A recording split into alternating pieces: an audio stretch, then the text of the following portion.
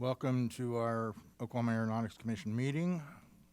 We are in compliance with the Open Meeting Act, filing of meeting notice and posting of agenda.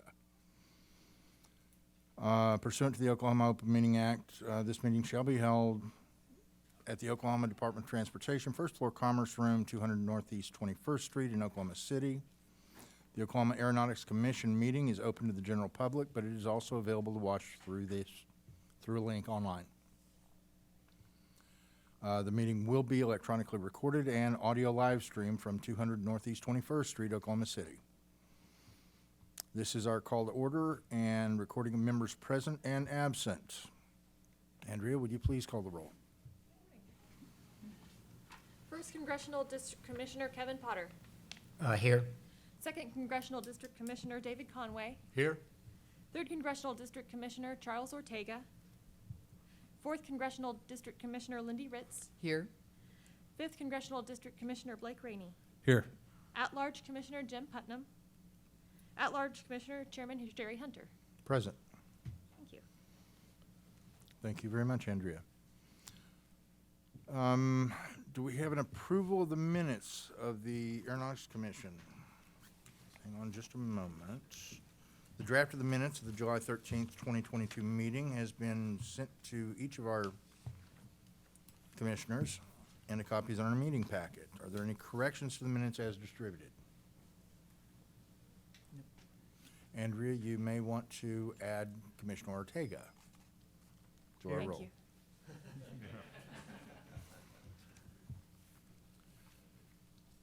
If there are no corrections, I will accept motions to approve the meetings as distributed. Do we have a motion? Move approval. Second. Any discussion? Will you call a vote, please? Commissioner Potter. Aye. Commissioner Conway. Aye. Commissioner Ortega. Aye. Commissioner Ritz. Aye. Commissioner Rainey. Aye. Chairman Hunter. Aye. The motion passes. Next order of business is item 4, recognition of General Aviation Appreciation Month. Sandra, you are recognized. Good morning, Commissioner, Secretary Gatz. Governor Stitt has declared August as General Aviation Appreciation Month, and I have distributed a proclamation for your review while I read this. I won't read all of it, but general aviation and community airports play a critical role in the lives of our citizens as well as the operation of our businesses and farms, supporting the state's second largest economic engine, aviation and aerospace, an industry with nearly a $44 billion annual economic impact. And general aviation in Oklahoma contributes over $693 million to the state's total economic output, and general aviation supports over 6,310 jobs in Oklahoma, resulting in $270 million in labor and income. Oklahoma has 108 public use airports within the Oklahoma airport system and a total of 136 airports throughout the state, which serve 8,593 pilots and 5,622 registered aircraft. The state is also home to 120 repair stations, 8 Federal Aviation Administration approved pilot schools, 2,709 student pilots, and 1,376 flight instructors. To celebrate and commemorate August being Aviation Appreciation Month, we are taking Lieutenant Governor Pinnell on a flight on April 16th, and Channel 9 is going to be covering that, and so we're excited about that. He's going to be taking one of our students from the Mustang area with him, and then on August 19th, we will be signing Senate Bill 1147, which allows the Department of Education to place aviation education as a core curriculum, and Paula can speak to more about that, but we're excited about that. We're going to be at the airport at 12:30 at the Oklahoma City Airport if you would like to attend. I yield for any questions. Thank you very much, Sandra. Thank you, sir. Do we have any comments or questions from our commissioners? If not, our next item, item 5, is for an approval to sponsor the 2022 Aerospace Forum. Director Ardis, would you please come forward? Thank you, Mr. Chairman. Commissioners, good morning. I will be expedient, but the Aerospace Forum is coming up again on November 1st at the Omni Hotel in Oklahoma City. We'd like to sponsor that again for $3,000 as we did last year. I'll stand for any questions, and you all are obviously welcome to attend if you would like, if you want to add that to your calendars. Great aerospace event for the state of Oklahoma. Thank you, sir. Do we have any questions? If not, do we have a motion to approve this $3,000 sponsorship for this year's Aerospace Forum? Move to approve. Second? Second. Thank you, sir. Any discussion? Ms. Post, would you please call the roll? Certainly. Commissioner Potter, Aye. Commissioner Conway, Aye. Commissioner Ortega, Aye. Commissioner Ritz, Aye. Commissioner Rainey, Aye. Chairman Hunter. Aye. Thank you. Thank you, Commissioners. Thank you very much. The motion passes. The next order of business is item 6, our 5-year airport construction grant program, automated weather system package consent docket. Commissioners, as you know, all of the items on a consent docket can be considered individually. Mr. Nick Young, please come forward. Thank you. Thank you, Mr. Chairman, Commissioners, Mr. Secretary.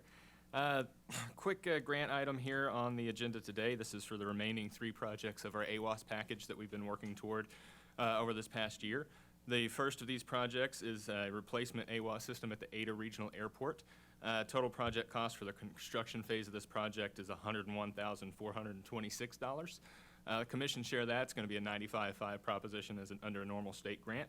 The commission share at $96,354 and the local share of $5,072. This is a replacement system, so being able to reuse the antennas, the foundations, the electrical that's already run out there certainly has realized some cost savings here, as we'll see in the third one.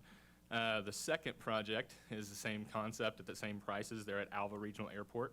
We were able to advertise these as a package to try to help realize some financial windfalls from that to do it as a package of a program rather than just single projects across the state. So at Alva, the same cost there for a replacement system, $101,426. Again, $96 for the commission, local share just over $5,000 for that. And then at Fairview Municipal Airport, this is the full new install. So you will see that the total project cost for that is a little bit higher at $191,511 for the Fairview system. And so that, again, is because we have to run all the electrical, all the comms, pour the foundations, new antenna gets shipped and manufactured, all that kind of good stuff. So still better than the $250,000 that we were seeing at some of the projects over the past couple of years. So that $191,511 total project cost, commission share of that at $181,935, and the local 5% on the match of that grant, $9,576. For this will finish out our AWAS package that we've been working toward. Staff recommends approval, and I stand for any questions. Thank you very much, sir. Are there any questions that we wish to consider or any projects that we wish to consider separately? If not, do we have a motion to approve this consent docket for the AWAS project? Move approval. Yes, sir. Second. Thank you. Any discussion? Would you call the roll, please? Commissioner Potter, Aye. Commissioner Conway, Aye. Commissioner Ortega, Aye. Commissioner Ritz, Aye. Commissioner Rainey, Aye. Chairman Hunter. Aye. Thank you. The motion passes. The next order of business is item 7, our Aerospace and Aviation Education Grant Program consent docket for schools seeking funds to implement the AOPA You Can Fly curriculum. First, let me say welcome to all of our guests today. As you can see, we have a long list of programs for consideration this year. Ms. Keaty, can we begin? Thank you. Good morning, Mr. Chairman and Commissioners. We're very excited to be here this morning to continue to celebrate the growth of aviation education in our great state. As you just mentioned, we have a large number of applicants here this morning who are excited about sharing their new programs with you. I was asked to remind them, folks, you should have received a packet as you came in. If you're the designated person to sign that paperwork, if you would leave it here this morning. If not, go ahead and take it back with you and scan it and send it back to us. So we appreciate that. Will expedite the process. As we welcome our grant applicants, be advised that this year, as you requested last year, we categorized the grants to make it easier for you to read them and hopefully to evaluate them. So they are in specific categories. At the conclusion of each category, you will be asked to take action on those specific applications. But of course, as always, should you choose to, you may move to consider a grant individually, of course, as always. Our first category of grant applications have been submitted by schools that are requesting funds to implement the AOPA You Can Fly high school aviation curriculum. Our first school actually is our first Oklahoma AOPA school in 2017. That would be the Ada City Schools. Representing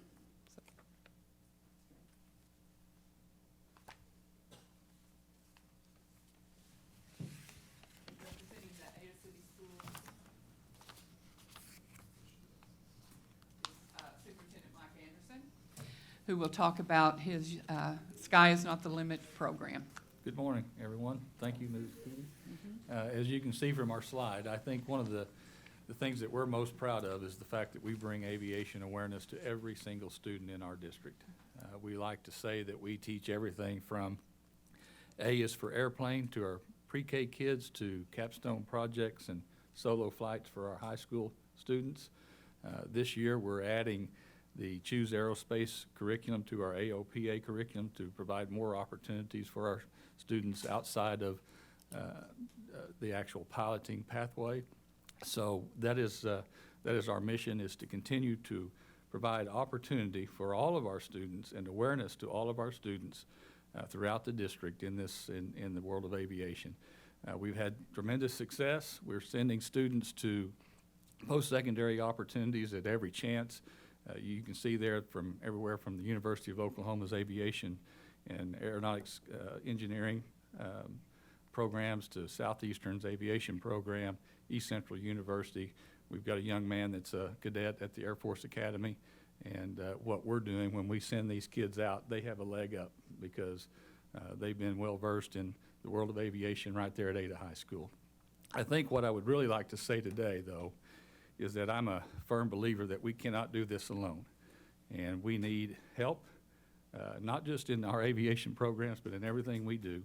And it's organizations like this and agencies like this that allow us to continue to grow, and for that I say thank you. Every once in a while you can capture lightning, and you can end up right here, and we kind of did. But to stay here, we need help, and we need partnerships. And the guidance that the Aeronautics Commission provides, from Paula to Director Artis to Sandra to everybody else, is second to none, and you should be very proud of that. And so I'd really like to take the opportunity today just to say thank you for giving us this opportunity. I'd be more than happy to answer any questions, if you have any. I do have one question. You had 6 students that passed the private pilot's license written exam last year? Yes. How many of those have gone on to complete and license up? I've got Mr. Eckler with me today, who might be able to answer that question better than me. Come on up, Chris. 2 or 3, I think. Yeah, I think 3, to be honest with you. Congratulations. We've had 2 or 3 students, like they said, complete their private pilot. We have one young lady that is just turned 16 over the summer, and she's preparing for her solo as well to hopefully finish before her junior year is over. That's awesome. That was one of my, when I first addressed the board about this program years ago, I said it was my vision that we would have young men and women walking out of our schools with their pilot's license and flying planes before they graduated, and we're doing that. And like I said, what happens after that with their post-secondary opportunities is second to none. And it's a result of us being able to sustain the program. We can't sustain the program without help like this, and I say thank you again. Well, I'm especially impressed. There are a lot of programs that run through here asking for money to serve X number of students, but very few of them actually put pilots in seats. Right. And kudos to you for that. Thank you very much. Thank you. Yes, sir. Chris, who else got their pilot's license recently? I finished mine last summer. So I So the went truth into comes teaching in. aviation without any aviation background. I finished my private pilot. My plan is to obtain my commercial and CFI rating to help my students. Did one of the local flight schools give you a scholarship to help do that? The high school and our local EAA chapter. helped That's me through it awesome. all. Yes, they did. Yeah, we- EAA is going to be is a huge help to any of these school programs. That I would encourage you to have your students apply for those EAA flight school scholarships whenever possible. I would say, just to further along, that the EAA, AOPA, and the Oklahoma Aeronautics Commission were they laid the groundwork for us. They made this happen. You guys are a part of that. And we've gone on to establish a foundation in Ada that raises money every year to provide flight training scholarships for our students and for our instructor. When we captured him, he was our advanced mathematics teacher. So we've changed his life a little bit too, I think, so. Captured's the wrong.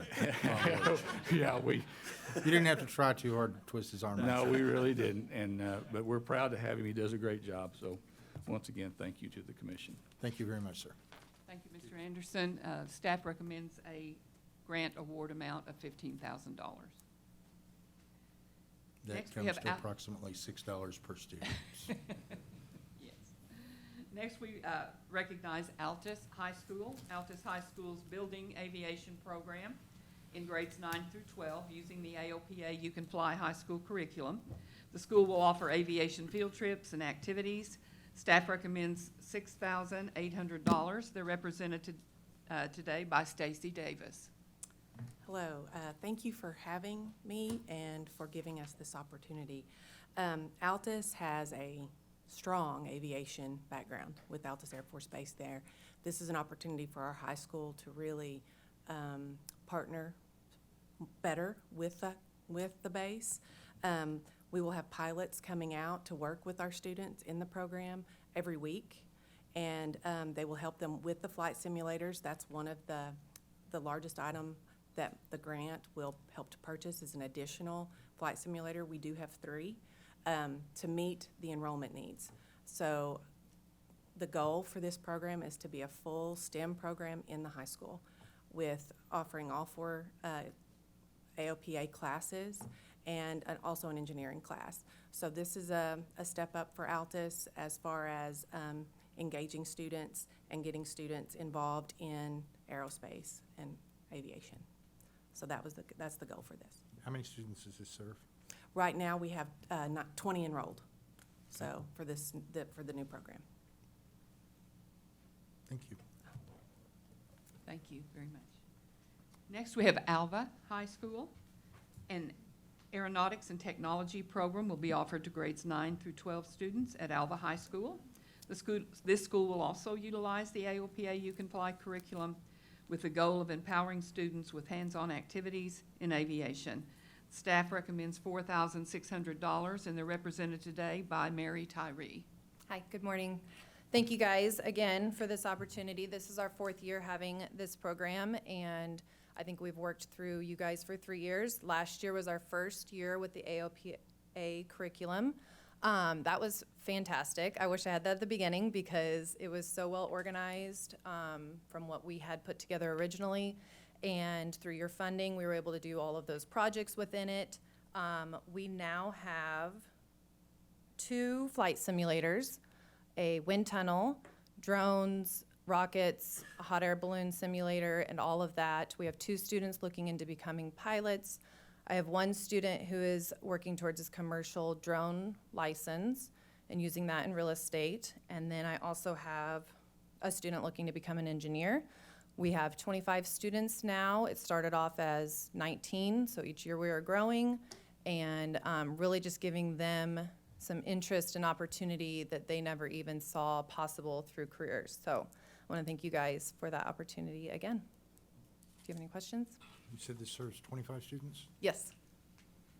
How many students actually have a shot at it? I mean, are you selective in who gets into the program, or? All of our students at the high school have a shot at it, and it is a science credit now, so that is intriguing some interest as well. Absolutely. Yeah, All right, thank you. thank you. Thank you, Mary.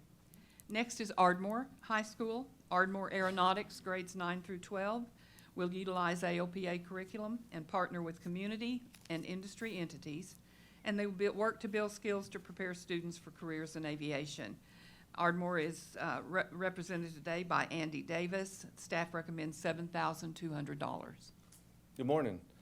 My name's Andy Davis. I'm the Assistant Superintendent at Ardmore City Schools. We're very excited to bring this program to our school. I've got Gary Spears back there in the very back that's hiding. He's a former Navy airman, crewman with about 1,300 hours of flights under his belt, and he's also got a lot of hours of mechanical, practical work at Tinker Air Force Base on the aircraft themselves. We've got 20 highly motivated students that are eager to learn, plan to use the funds to purchase the equipment, drones, simulator if possible. We also have a path for our students to go to the new A&P course that's being built at Southern Technology Center there in Ardmore. The building's under construction. Hopefully it'll be built, pretty quick. And then we also have King Aerospace at the Ardmore Air Park that is wanting to partner with Mr. Spears and get those kids really involved and possibly have jobs for them waiting. We also have several other companies coming into the Ardmore Air Park that may want to partner with our school as well. So this program will provide our students with great job opportunities just right close to home, right in our own backyard. So do you guys have any questions? Sounds great. All right, thank you sir. for this opportunity. Thank you, Andy. Next, we have Chelsea Public Schools with their Dragon Aeronautics program for students in grades 9 through 12. They too will implement the AOPA high school curriculum and will introduce students to careers as pilots, unmanned aircraft logistics, maintenance, production, and aero engineering. The staff recommends $6,325 grant award, and they're represented by Terry Tyree. Thank you for this opportunity. It's ironic that Ada was the first school to go because in 2017, I went to an Engage OK program down there, and I listened to their superintendent talk about the aviation program that they were doing. And I said, if I ever become a principal, I want to bring that to wherever school I'm going to. And got hired at Chelsea, and just fortunate that we happen to have a licensed pilot in Eric Harris who is going to be teaching that curriculum. Currently, we have 12 kids. We will probably expand that up to 20, and it'll give our kids an opportunity. We're approximately 45 miles from Tulsa International. Eventually wanted to develop the program so that we can offer grounds maintenance as well. So just expose our kids to some opportunities, and we thank you. Any questions? I don't think so. Thank you very much. Thank you. Thank you, Chelsea. Next, we have Chisholm High School, which is Longhorn Aviation. It's been designed for Chisholm High School students grades 8 through 12. The school will offer 2 Aviation 1 sections to high school students this year using the AOPA curriculum and 1 aviation course to middle school students. The staff recommends a grant award of $5,463. Chisholm is represented by Travis Buford. Morning, ladies and gentlemen. I am Travis Buford. I'm going to be the instructor, retired Air Force navigator, rusty pilot on the civilian side. But my goal here is we have a great life science program at my high school. I'm trying to get some hands-on STEM education, get people interested. The reason we bumped it down to 8th grade was I'm trying to get some more girls in there because my high school class so far is very heavily male-dominated. Looking at about 45 students right now. We have a ton of community support. We got Vance Air Force Base right across town. We have a Cessna Caravan MRO in our town, a flight school, and everybody has said, how do we make this happen? So I am really looking forward to putting this out there, and I'm hoping I can generate even more interest once kids see what it's about. You said you're serving 40 students? About 45 or so. The schedule's still in play, but I'm assuming about 15 per class. Awesome. Any questions? Thank you very much, sir. Thank you for your time. Thank you, Travis. Clinton.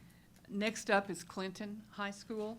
Clinton High School plans to introduce high school STEM students to the aviation industry this year through a series of activities and industry field trips with the goal of implementing the You Can Fly curriculum in 23-24.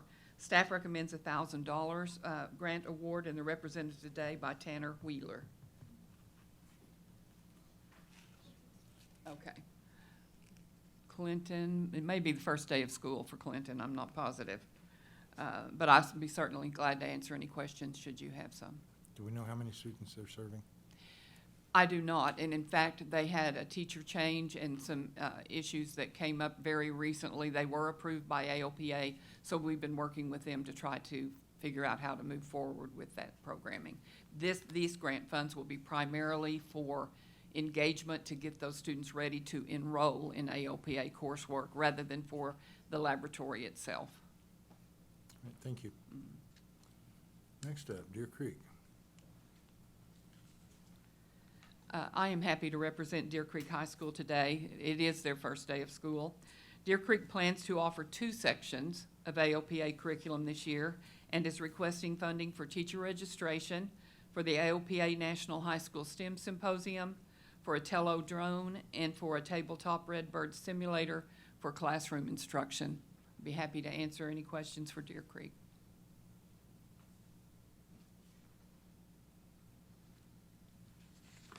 Thank you. Next, we have Durant Public Schools. Durant's program is called Aviation Inspired Recruits, or AIR, and it's for 6th through 10th graders who will explore aviation opportunities through aviation curriculum and activities. 6th graders will build rockets, middle school will use Project Lead the Way curriculum, and then the 9th and 10th graders will utilize the AOPA high school curriculum. Staff recommends $5,000. They're represented today by Beth Bean. Good morning. Durant Public Schools Aviation Inspired Recruits Program, also known as Durant Air, just completed our first year. Because of the grant awarded last year from this commission, our students in middle school and high school were able to experience the world of aviation. I almost said some of them for the first time, many of them for the first time. As you can tell from the pictures on our slide, this experience impacted their lives in a very positive way. Because our school district was one of the first 50 high schools in the state to adopt the You Can Fly curriculum, we actually received a flight simulator with help from Mrs. Keaty and training for its use. We were also able to purchase another flight simulator for our students. This year we'll be adding our second course of the You Can Fly curriculum. In 1 year, student interest in the program in aviation has grown 239%. Last year in Aviation 1, we had 13 students. This year, we've had to add a second class, and we have a total in Aviation 1 of 44 students. Out of the original 13, we've had 6 that have continued on to Aviation 2. We are also thrilled that this year we have partnered with our local university, Southeastern Oklahoma State, to provide the teaching personnel for our aviation classes. And the personnel is actually the director of their Aviation Sciences Institute and the professional pilot department chair. They would have been thrilled to be with me this morning, but they're actually in new teacher training for our district. We would like to thank the OAC board and Mrs. Keaty for making the vision of a future in flight come true. For many of our students, this opportunity would have never been granted, and we're very thankful for your support. Through your grant funding this year, we will continue to educate students to obtain their private pilot's license and be exposed to the many career opportunities in aviation and aerospace. And Durant Schools wants to continue to do our part in the southeastern portion of the state to support the robust aviation industry in Oklahoma and continue putting lions in the air. For many years, we've had students that have continued their training at Southeastern, but it was all on their own. So now we're hoping to continue to see that grow as we support that from the high school level on. So thank you. Thank you very much. Thank you. Thank you, Beth. Do we have any questions? No, we're done. Next, we have our first homeschool cooperative, the ECHO Homeschool Extension. ECHO Aerospace 9th grade aviation program will implement the AOPA curriculum with plans to build a 4-year pathway of aerospace education and serve as a model for other homeschool co-ops. The staff recommends $2,900 as a grant award. They're represented today by C.J. Powell. Good morning. It's a pleasure to be here. And today I stand to represent 100 and some odd homeschool families who choose to educate their children. I've been an Oklahoma educator. I think my retirement was in 2005. I have certifications in 4 states because my husband's work. We might as well have been in the Army. But education is at my heart. When I retired in 2005 to come home and take care of my parents, gratefully came home to take care of my parents. I still miss teaching. And so homeschool families, several mothers whom I knew said, listen, would you consider just facilitating, just getting some teachers together? Do you have any friends who've retired who'd like to teach? And I didn't have very many friends who retired who liked to teach, but I discovered quickly that homeschool mothers are fine educators. The organization for Christian Homeschools has been in existence since 2007. We began with 5 instructors. Today we have 35. We began with 14 families. Today we have 100 plus. And this year we'll serve 207 students. Those homeschool educators are moms, dads, grandmothers, professional people who come in and leave their workplace and offer their services in their skill area. Many of our teachers make themselves available after the homeschool day, after the classroom, public and private classroom day, to be able to be a tutor or a mentor instructor to other students. We assist families to complete the coursework that's offered and mandated by the state of Oklahoma for a proper graduation. We offer a diversity of classes, and I'll tell you, when Mr. Rank came to town, who is our instructor and who really asked me to convey his regrets at not being able to be here. But he's in the workplace and probably in the air as we speak. We are able only to incorporate this aviation STEM program, excuse me, because of the opportunity that the OAC has given us. And we are more than grateful. Our location is adjacent to Tinker, to say the least. I'm grateful that we're not still in a flight pattern. But we have parents who are active military, who are retired military, who are engineers, some of whom, like Mr. Rank, are pilots. We have other aviation specialist dads who work in the industry, such as, in his case, airport consulting. We also have 2 dads who work for I've never been able to say that well, Rolls-Royce in their aircraft engine division, and they too will be part of that classroom experience. Our primary goal for our students is that they be exposed to aviation. Our secondary goal is to try to develop some model that other homeschool corporations, such as ourselves, might be able to follow. ECHO is the first and only homeschool, as Ms. Paul said, to attempt the APOA program. This year will be 1 class. It will be the freshman class. We have 25 students at the time enrolled. And we hope next year, we will next year offer the next class, so that next year we'll have 2 classes. Homeschool families are resilient in using resources available.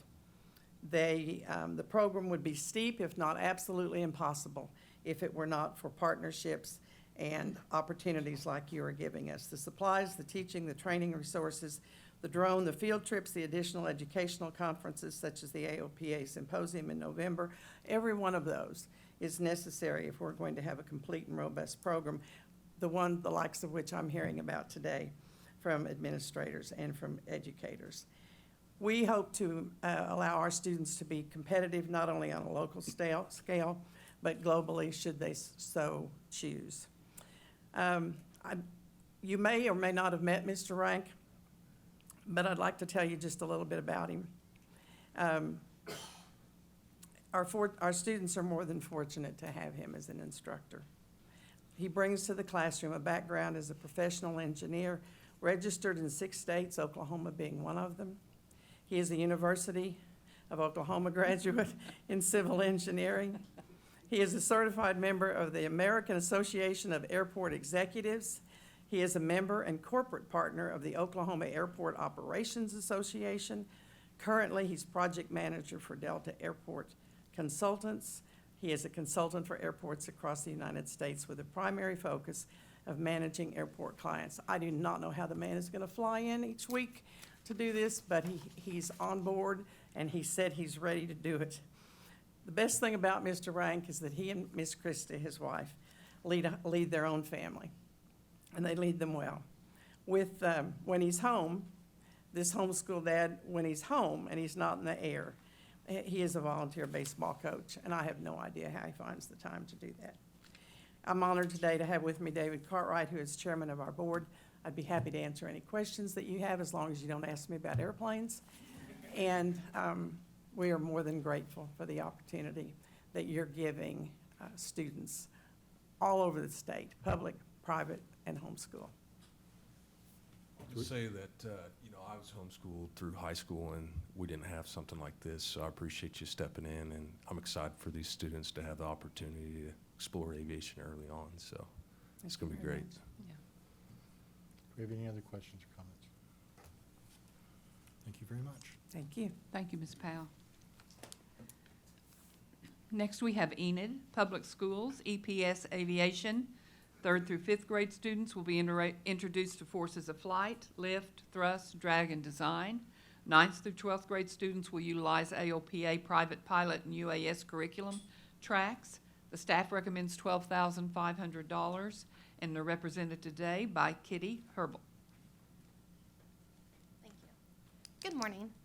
Enid Public Schools is in the process of creating an aviation pathway from pre-K all the way up through high school.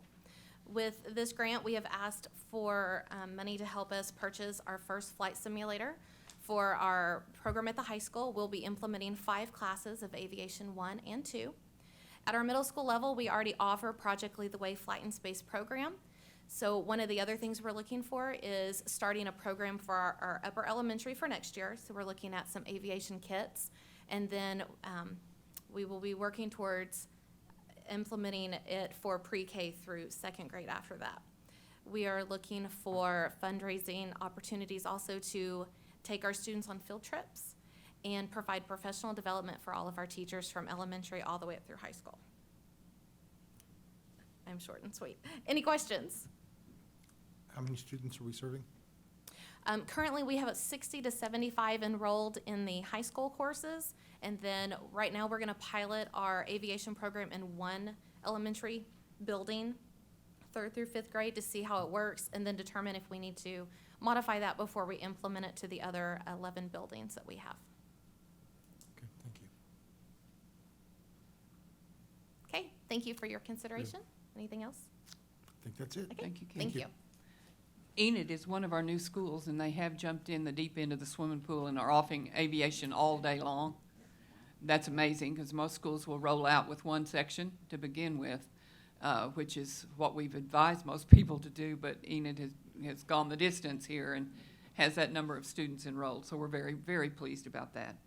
I will represent today, and I'm happy to do so, Frederick Public Schools Bomber Flight 9 through 12th, who will also implement AOPA curriculum for the first year, and will introduce careers, history of aviation, forces of flight.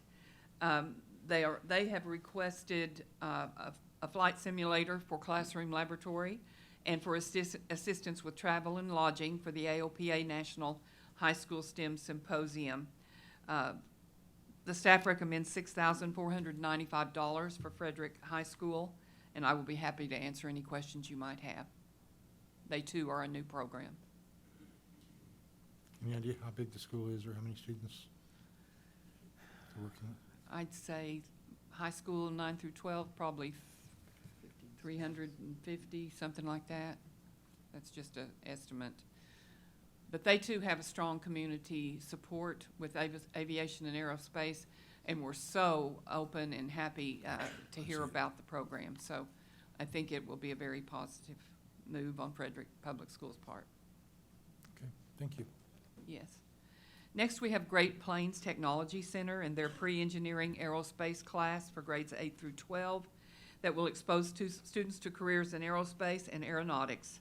Using project-based learning, students will participate in the design and development of hot air balloons, gliders, airplanes, drones, and rockets. Middle school students will use Pittsco products, high school AOPA curriculum. The staff recommends $6,300, and they're represented today by Marcia Brown. Good morning, and thank you for this opportunity. Great Plains Technology Center has been teaching pre-engineering aerospace classes for about 7 years, and we implemented the AOPA curriculum about 3 years ago. We're proud to announce that just last year we had 2 students achieve their private pilot license, and one of them being female. So that was our first female pilot, and we were really, truly excited about this. With this grant money that we are looking at to further further our mission in Southwest Oklahoma to enhance the economic development specifically for the aerospace industry. As I mentioned before, we had the pre-engineering and the ALPA classes, and we are hoping to purchase flight simulators, do more intensive work with wing aerodynamics, focused on our aerospace engineering classes, and then also we would like to take a field trip to the iFly skydiving and focus on weightlessness and tie that into the engineering as well. Additionally, we have some after-school activities that we want to do. Last year, our drone club actually built a drone, a delivery drone, and in addition with working with people in the community, actually delivered some little cinnamon buns throughout town. It was all legal. We got everything approved and everything, but it was truly exciting. It was the first time there was food delivery in Southwest Oklahoma, and we wanted to be able to continue on with that. In addition with an aeronautical STEM unit. As part of Great Plains' mission, it's really important for us to have community outreach. And every year we try to reach middle school young ladies to get them interested in STEM. And this year our focus is on aerospace and aeronautics. And we will be holding a STEM camp, a one-day camp for middle school girls in March. And we're hoping with this money for grants, we'll be able to purchase some supplies to help us fulfill that need. Oh, our program has currently 25 students in there, and that sort of caps off because we have to limit the number of students that we have simulators available for our students. Be glad to answer any questions. Thank you very much. Thank you. Thank you, Ms. Brown. Next, we have Ketchum High School, Ketchum Aviation, Program K through 12, that will implement year 1 of the AOPA curriculum and will partner with South Grand Lake Airport to build a robust aviation program. The staff recommends $9,000. They're represented today by Brian McLean. My apologies to Paula. I thought she said I had an hour and a half, not a minute and a half.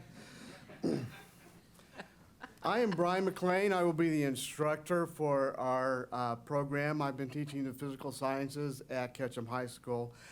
Ketchum encompasses the communities of Cleora, Langley, Disney, as well as the northern part of Spavinaw, which is basically the South Grand Lake region. I'm relatively new to education. I spent 30 years in industrial manufacturing, a third of that working with companies like Hughes Aircraft, Lockheed, Grumman Aerospace, Martin Marietta, General Dynamics, and many of the secondary and tertiary companies that support the products and programs of our military and aerospace complex. I came to education because I wanted to be able to be a bridge for students, recognizing a deficiency between graduates coming into industry not being career ready. I wanted to be that bridge to be able to help students to get career ready, to be able to come be productive citizens from their education experience. In the spring of 2022, Ketchum administration and myself heard about this AOPA aviation curriculum and program. We immediately jumped on board on this. Had we been able to get our act together, but because of COVID and new construction of the school, we were unable to. This should have been our second year. Instead, this will be our first year implementing this. However, we have spent the last year anticipating, planning, promoting, and just getting excited about introducing this curriculum at the high school level, such that this is now has grown to not become just a high school class, but it's now become a culture change in the entire Ketchum Public Schools. We're going to be promoting a lot of aviation, starting in kindergarten all the way through graduation. We're opening up our first year curriculum, which is designed for ninth graders, for the first year, maybe for the first 2 years, to all the high school students. Even though they may not be able to complete the program, they will at least be able to be exposed and maybe have some ideas of career readiness. But it's gotten even bigger. This has become a community focus. We are forging a bond and a partnership with the South Grand Lake Regional Airport, who is on board providing unimaginable support to our Ketchum's aviation program. They have recognized, as well as the rest of the community has recognized, that this is a doorway to expanding opportunities, not only for our students, but our entire community, to be able to bring industrial manufacturing into the South Grand Lake region. I personally, and on behalf of the Ketchum Public Schools, want to express my immense gratitude to the board, members, and supporters of Oklahoma Aeronautics Commission for your initiative and your support. I believe that we are just beginning to realize the impact that this focus, not only on the curriculum, but on all of aviation, is going to have not only on our students, but the changes in education and how we educate students and on our communities. Thank you so much for your service and for your gift and support of Ketchum's aviation program. Do you have any questions? This being your first year, you don't know how many students you're going to have, but you estimated 50. We are actually a late start. We should have known. They are telling me by Monday we should have a number. We are anticipating 15. So between 10 and 15. Since it's now being offered as core curriculum, we think that number is pretty solid. And that's what we are starting with. How many Since we have a students- late start, our registration is late as well. How many students total may apply for this? The whole school can apply for it. I mean, we are not limited in terms of the class sizes. I believe there are about 44, 45 eighth graders, and we have a class of about 50 freshmen. We've tried to promote and encourage many of those freshmen who are becoming sophomores to come and be part of the aviation program as well. So we'll have about 90 kids that could have, had they had the desire to come into the program. Okay. Do we have any questions? Thank you very much. Thank you very much. I will add, I've been to Ketchum now a couple of times, several times, and Sandra and I went 2 weeks ago and met with the airport, some of the airport board and some of the school personnel, and they're just so excited about how they can work together. I think they will be a model for small communities and airports on how they can help students. Thank you, Brian. Thank you. Next, we have Lawton High School Wolverine Wings for grades 9 through 12. And Lawton will utilize the AOPA curriculum and will combine it with 20 other career areas in an aerospace industry such as A&P, avionics, air traffic control, photography, gate agent, pilot. Staff recommends $10,000 for Lawton Wolverine Wings, and they're represented today by Richard Mullins.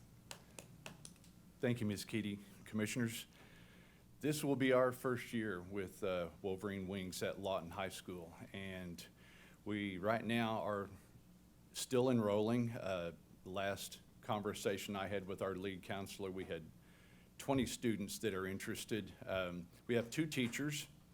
We have 1 counselor that's dedicated to this program. I'm an assistant principal for sophomore students. We are serving all 9th through 12th grade students this year. We're, as you know, adding each of these programs year after year after year to build up to the capstone. Presently, all 4 of us, the 2 teachers, counselor, and myself, are working towards private pilots licenses. All of us are just below 20 in numbers of hours. One has soloed for the first trips around the pattern, and that would be Mr. Carroll in the picture there. Ms. Franklin is our other teacher. They both attended the I Can Fly program this summer and came back just very enthusiastic. We have asked for money to help support that program. Presently, we will have, when we receive the next 5, we will have 5 flight simulators for this program. Actually 6. We have 1 already that was graciously donated through the commission, and we are very thankful for that, being one of the 5 schools in the state that received that simulator. We are very fortunate to have the Lawton Regional Airport close by that is very supportive of the program. We have also teamed with 5 Bravo Aviation out of Duncan for flight training. That is where we are receiving our flight training at this time. Entertain questions, Commissioners. It doesn't look like we have any questions. Thank you very much, sir. Thank you very much. Mr. Mullins, appreciate it. Next, we have Mustang High School, Mustang High School Aviation, UAS, Aerospace Engineering and Pilot Program. It will supplement this year the AOPA curriculum to increase emphasis on UAS, operations, aerospace engineering, and Aviation 1 will inspire and spark a broader range of aviation interests in first-year students.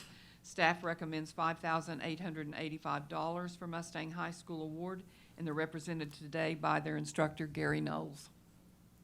Chairman and Commissioners, Gary Knowles from Mustang High School, beginning my second year teaching, coming from industry, rusty pilot.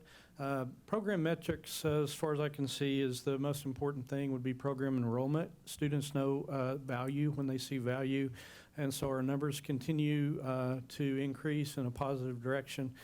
We have 2 sections of Aviation 2 this year. Those counselors returned on Monday, so I expect those to go up a little bit. But and we have support, so when those numbers get to the point of adding additional instructors, I'm confident that the district will be supportive of that. The bullet points: private pilots, Young Eagle flights. I first wanted to share about where we are and then where we're going. Private pilots, we have one, Lily Putman. She passed her check ride about a week before graduation, being a female. She had started the program when they started with Aviation 1 3 years ago, and she completed that. Her goal is to go on to Embry-Riddle in Prescott, Arizona, and she'll continue, wants to be a corporate pilot. And so we're excited for her. She was able to speak and is on a Textron video representing Oklahoma for the AOPA Foundation. That they filmed while we were down in Norman. Pilot number 2, hopefully this time next week in the evening, Mr. Antonin Stoddard, who's on scholarship with EAA and Sundance Flight Academy, will, his check ride, he was waiting for his birthday, and then the examiner, got pushed back a couple times, so he's past ready to have that behind him. He also, so hopefully this time next week, we'll have pilot number 2, that's completed, and he also was awarded the AOPA scholarship for advanced training, and so he will begin his junior year hopefully working on his instrument rating. We'll be working with the school. I'm trying to slot him 7th hour. I mean, clearly 7th hour or Aviation 3, right? He's already got his pilot, so we got to be creative. What are we going to do for him? I really want him doing work study 1 day a week, going to the airport to fly, to build those instrument hours. Why can we not? We can do that for internships. So we're working on that, because I think ultimately when we grow these programs, these are going to be things that we're going to be talking about, right? It's not just in the classroom, but you'll be studying ground school, and then let's get you out and get those going as well. So that's a plan for Antonin, the 2 pilots. He also spoke at the AOPA Sponsor Foundation dinner at Oshkosh, so both of those students are representing Oklahoma in a big way as ambassadors for the school programs and the things that Paula is helping, the commission's helping us to do, so that's exciting. Young Eagle Flights is my next slide. Thank you for those that serve. I know you wear multiple hats. I know you share your love for aviation all over. With Chapter 1612 and Chapter 24, we were able to fly 24 flights for 18 students.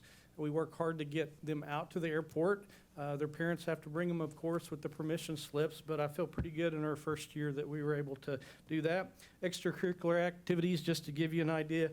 Aviation Club, we started that in about November. We 25 to 35 kids a month after school on their own time to bring in mechanics or flight schools to talk to them, industry partners to make those connections. We were able to take 3 ladies to the Oklahoma Women in Aviation Day at AAR.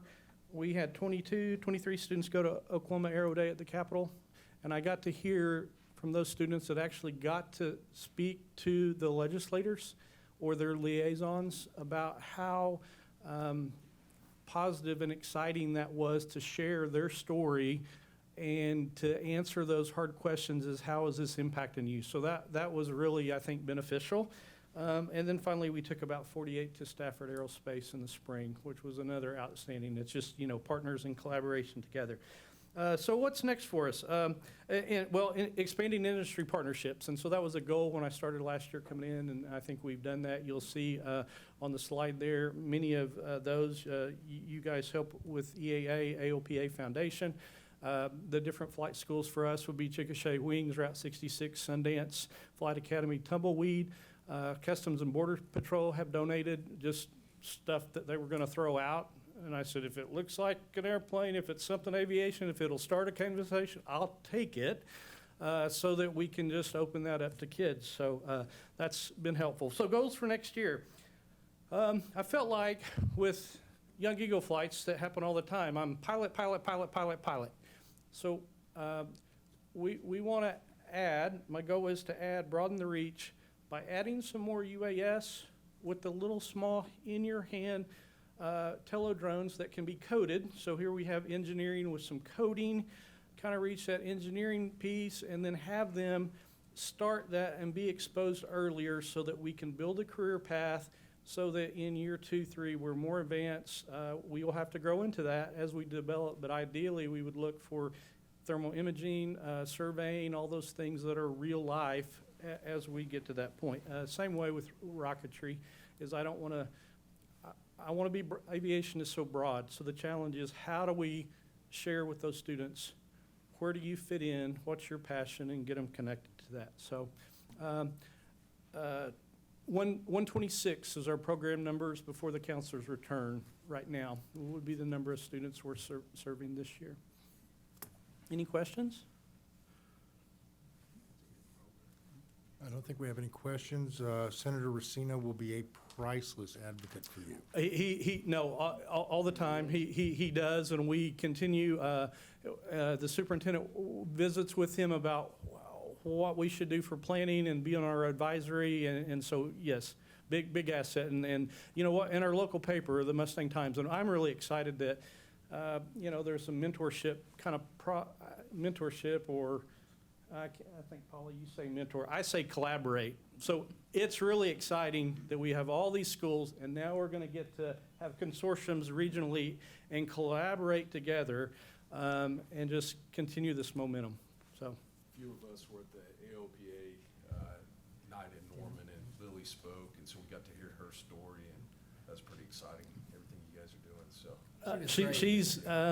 She's so humble, and they were in for an article with the paper last week, and kids don't understand the power that they have as examples.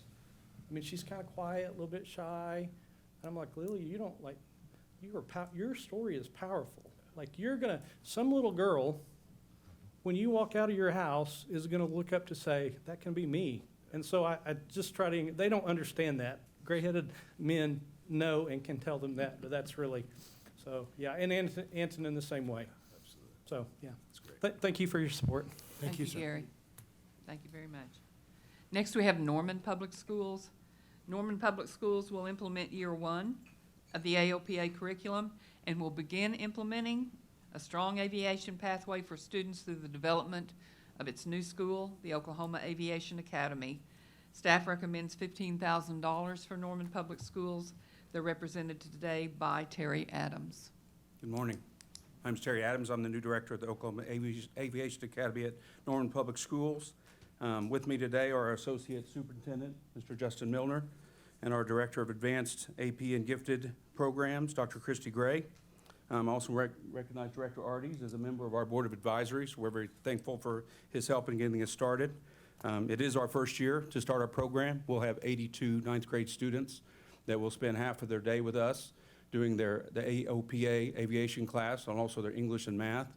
In addition, we'll have 17, a mixed class of 17 as of today. It grows every day, but freshmen and some upperclassmen that will just come and do the aviation class with us.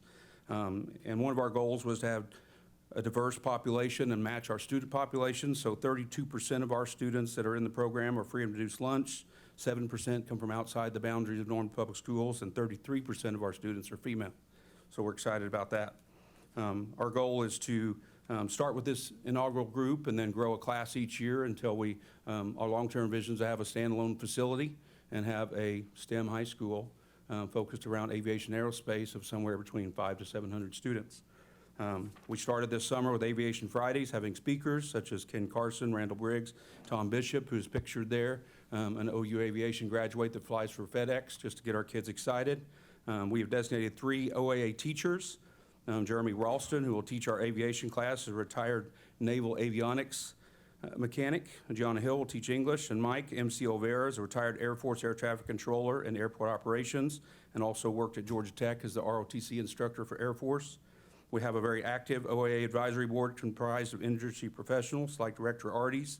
Our classes will be held at the Max Westheimer Regional Airport and OU classroom building, where we've been working really hard and have a great and strong relationship with OU Aviation, so we're very appreciative of that. Like I stated before, our students will take 3 courses with us and return to their home site for the remainder of their day. We are working to develop additional pathways besides just the private pilot and the unmanned drone. Working with OU, we talked to them about developing pathways in meteorology, computer science, engineering. Moore Norman Technology Center is starting their airframe and power plant program for adults in the fall of '23 and for the high school shortly after that. So we intend to be participants in that as well as airport management, air traffic control. We've had significant support from community education and industry partners such as yourselves, and we're just very thankful and appreciative and very excited to get our school started this fall. Can I answer any questions? Very exciting. Okay, thank you very much. Thank you, and thank you for your Terry. support. Next, we have Oilton Public Schools, another one of our new schools that will implement year 1 of the AOPA curriculum and will work to develop an aviation pathway that will lead students to careers in Oklahoma's aerospace industry. Oilton, I will represent Oilton today, and I'm happy to do so. They're requesting funding for classroom supplies, for discovery flights for students, and for entrance to the Tulsa Air and Space Museum for their new aviation students. Staff recommends $4,100 for Oilton Public Schools. Do we know how many are served? No, but I do know that they will be offering just year 1 section, so I'm assuming 20. Most of them, if it's just year 1, and one section offered, particularly in that small of a school, I'm guessing 20. Okay, thank you. Next, we have Paola Public Schools with their Pug Soar and Little Pug Pilots for pre-K through 12th grade. They'll teach AOPA year 1 and year 2, pilot pathway curriculum, and the school will also use Civil Air Patrol STEM kits for lower grades. The staff recommends $6,700 for Paola Public Schools. They're represented by Corinne Bredinger. Good morning. My name is Corinne Bredinger, and I'm with Paola Public Schools.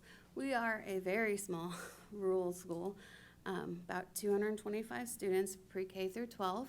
So we have this really unique opportunity because everybody's on one campus. We did start with year 1 of the AOPA curriculum last year. We started with 18 students. This year we're gonna have about 24 due to some scheduling. We'll have to pick up a group again. We actually started a little younger than 9th grade just to make sure everybody can have the opportunity as long as attendance and grades and behavior are acceptable. We were able to put 7 kids in the air last year with EAA Chapter 1612, and it changed their lives. Watching the kids come down out of the planes and seeing their faces was just priceless. And we're looking forward to getting some more up.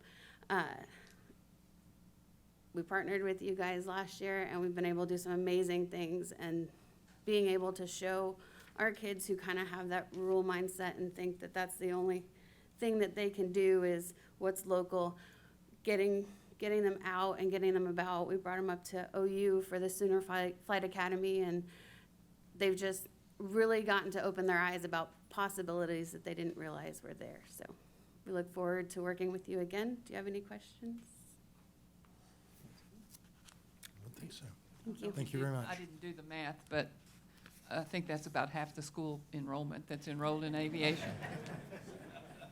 And I tell Director Arties all the time how excited I am because they're a rural model, and what she said is true.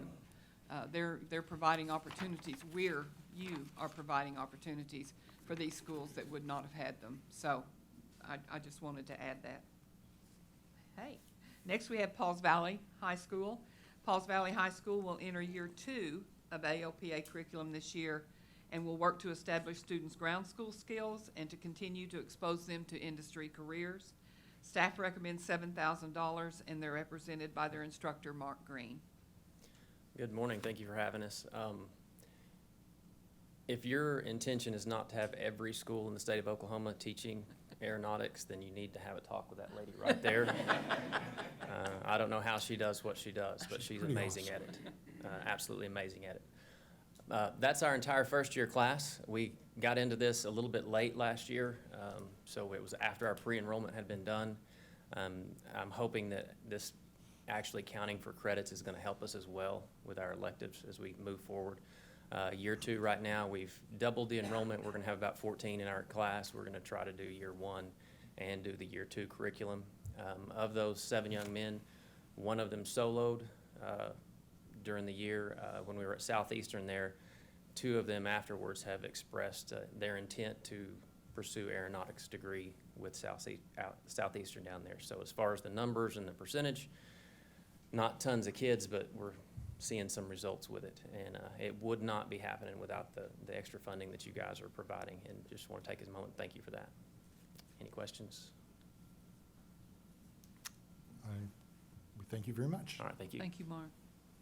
Next, we have Pawhuska Public Schools that will offer year 1 of the AOPA You Can Fly curriculum and will work with the Pawhuska Airport to implement robust aviation activities for students. Staff recommends $5,000 for Pawhuska Public Schools. They're represented today by Micah Hall and Hank Benson. I'm going to give you a little history lesson about Pawhuska. Each of you may or may not know this, but General Tinker came from Pawhuska in Osage County. But what you might not know is on September 30th, 1927, a man was born in Pawhuska that you may or may not know. And he achieved his pilot's license by the age of 17, being a graduate of Pawhuska High School. Went on to the Navy, went on to the military, and was a board member of the EAA. And his name is Charles Harris. And he grew up in Pawhuska. I don't know if any of you know him. I'm sure there are some here that in the aviation community that do know Charles Harris. So we are blessed to have Micah Hall, a math and science specialist, and our Pawhuska High School is excited to do this, and we are ready for a program to explode. We've got a chief standing bearer for the Osage Nation. We're in collaboration with them. He brought 65 Osage students to Tinker to tour the facility there.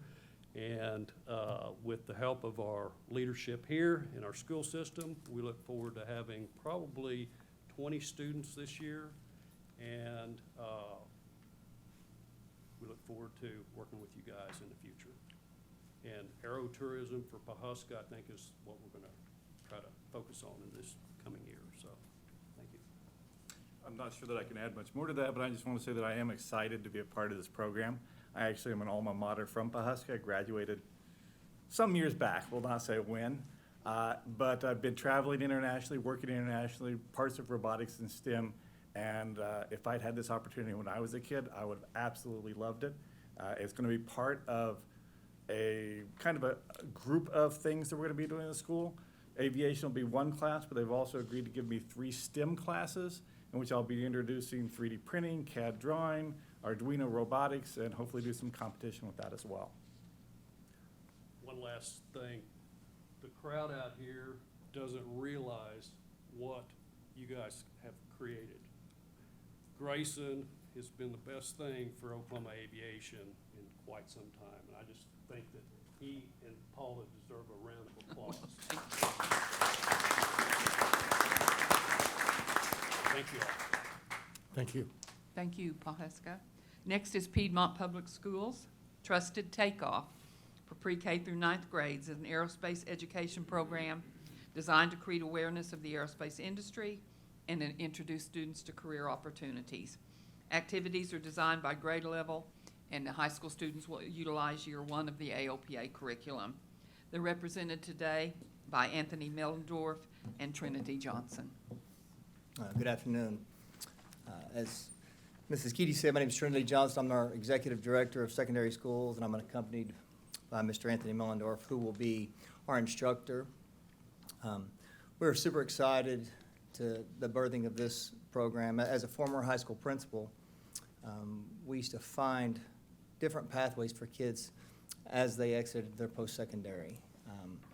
Tell kids all the time, college is important, but college isn't for everyone. There's no shortage of MBAs walking around, but there are a shortage of plumbers, electricians, and here in the near future, there's going to be a shortage of pilots. I have read the other day that over 700,000 pilots are going to retire globally in the next 5 to 7 years. And so with that knowledge, we first began our conversation with Canadian Valley Vocational Center, and they're starting an aeronautics mechanical program. And so we were partnering with them to push kids out there for that program. Here recently, a wise man told me that we don't need aeronautic mechanical engineers if we don't have pilots. And so with that, we got in contact through a patron with Paula, and as many have already alluded to, once Paula got in the room with us, there was no way we weren't going to be able to kick this program off. I mean, before she left, I offered her my wrestling coach job because I thought maybe she can handle it. But she's a Bulldog. She's been an awesome resource. And so we're super excited. Like I said, this is our first year. We've got 29 freshmen enrolled full-time in the program. But we're also looking at servicing an additional 4,000 students throughout our district. We're a district that's comprised of about 5,100 students, 500 employees.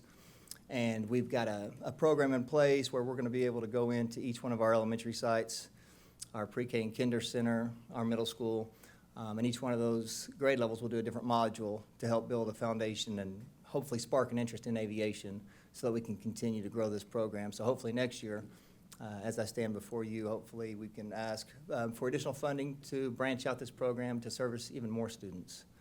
When we first committed to starting this, I met with my superintendent. He guaranteed us, up to $35,000 in funds to start this, to pay for part of Mr. Mellendorf's salary, plus equipment, supplies that we needed. So we're just honored and grateful for anything that the commission can do to help us fund that. Mr. Mellendorf, would you like to? No, I just want to thank everybody here for the opportunity. It's fantastic. I cannot be more excited. I'm ready to get in the classroom today, but we start tomorrow. So I'm super excited. I grew up wanting to be a Blue Angel pilot. I went to my first air show when I was really young, got to watch the Blue Angels. Never got to see that happen, but I would have never thought 5, 6 years ago when I was, trying to work my way as a journalist and put myself through college that I would be in this position today. So I'm extremely grateful for the opportunities that Piedmont Public Schools has offered me, and I'm extremely honored to be standing in front of you today to say that I'm excited to grow this program, and I know exactly where it's headed, and it's headed in a great direction, not just for us at Piedmont, but for the entire state of Oklahoma. So, thank you. Can I field any questions? No, sir. Thank you very much. Thank you, guys. Staff recommends $8,000 for Piedmont Public Schools. Thank you. Next is Poto Public Schools. Poto will enter its second year of AOPA curriculum implementation and will expand its pathway by offering targeted aerospace activities for 6th grade students. Staff recommends $5,350, and Poto is represented by Jamie Hackler. Hello. We are heading into our second year. I stood up here last year and said, hey, we've got big plans, and I feel like we are meeting those. We ended up having 15 students enroll, and we had 14 finish. There's, if you want to know more about that later, I can fill you in. But anyway, 8 of those are coming back this year, and I just learned sitting here that this is actually going to count as a science credit now. Working. Okay, that will be a huge deal. Whenever it's not an elective anymore, I can see that those students will stay in the program longer. So that's a really good thing to push for. We have 2 classes of Aviation 1 coming in, and we're already bumping over 30 students there. School starts tomorrow, and I think there's a few that are still trying to get into that class. So we're growing exponentially as well. I didn't realize that we could have like cool tag names. So some of you guys have really cool names that I think I'm gonna work on that one. So we're the Pirates. I was thinking something about sailing the skies or something. I don't know. Have to work on that. But I know that within our community, we really have just such an interest in this program. There's so much excitement. I myself got very excited about it. I'm actually getting my powered paraglider's license through this. I think that's the fun avenue for me. But I can't walk out into the community without somebody asking me about this. I'm sorry, I'm shaking. I'm so nervous. Anyway, I just have parents and students that come up to me and they're like, okay, tell me about this program. Is this something I can do whenever I get to high school? Or, you know, my brother went through this, and is this still gonna be here? So there's just such an excitement. I think that we're still a little bit grasping out where it goes officially. I know that the Choctaw Nation in our area is doing some really big stuff that we're trying to figure out like how we can connect with them. They're doing some big stuff with the drone industry, which we know is also growing exponentially. So we're really excited to get contacted with them. But yeah, that's our program. We're doing lots of hands-on stuff, and it's a really fun experience. Awesome. Do we have any questions? Thank you. Thank you very much. Thank you. Next, we have Putnam City North High School will implement Taking Flight Aeronautics Exploration for 9th through 12th grade, utilizing AOPA and Choose Aerospace curriculum. The Scott School will offer 2 sections of Aviation 1 and 2 sections of Aviation 2 and 2 sections of Choose Aerospace. Staff recommends $8,000. They're represented by Denise Hensley. Thank you. Putnam City is a Title I school district, so we are also a majority school district. So we are very excited that this program will reach a lot of diversity in our school. We are hoping to have equal representation with a lot of minority groups, and we are particularly recruiting that. Of course, anyone will be able to get into the program, 9 through 12. Our teacher is a former military person, Sam Madewell, and he used to be a helicopter maintenance person. I'm sorry, I don't speak military, but I think he was a helicopter maintenance person. And so we are going to be doing flight and maintenance as well. And Paula told you our sections. We are a part of Career Tech. We're doing ours through Career Tech as well. So we were successful in securing a $100,000 grant from them. And we have this grant, hopefully, with AOPA, and then we have a smaller grant that we've been able to acquire. So we are sinking quite a bit of money into it. We're very excited about it. My goal futuristically, I'm the career and technology coordinator for our school district. So my goal futuristically is to get a STEM building. I hope maybe like at Wiley Post, because we are doing a lot of partnering with Wiley Post, to be able to send all 3 high schools to a central location so that all of our kids, not just North, so that West and PC High will be able to participate in these programs as well. So far, we've purchased flight simulators, drones, and equipment for maintenance and sheet metal. That's what Sam told me, so I know that's true. Our goal is to have as many kids come through this program as possible. Sam's very excited about it. He couldn't be here today, regretfully, but it is our first day of school. So we right now have 122 kids enrolled in our program, and we do this all day long. This will be Sam's full-time job. We hope we have a pilot, a commercial pilot who's able to do something with the FAA, who will be able to guide our kids so that the flight simulators that we have, he'll be able to oversee those hours, and they'll count toward their pilot's license within our school. That's it. Do you have any questions? I don't think we do. All right, Thank you very much. Thank you, Denise. Next is Seminole High School will enter its second year of AOPA curriculum implementation and will utilize both the pilot and the UAS pathways of curriculum. Staff recommends $6,150 for Seminole High School. They're represented by Michaela Plett. Hi, I'm Michaela Plett. As Paula just said, I'm the high school assistant principal and aviation instructor at Seminole. This is our second year to implement the aviation curriculum, the AOPA curriculum.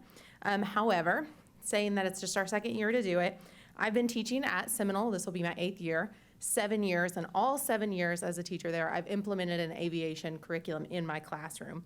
And so that being said, I think that implementation has really increased the excitement for my students when they get into high school, because I used to teach at the middle school.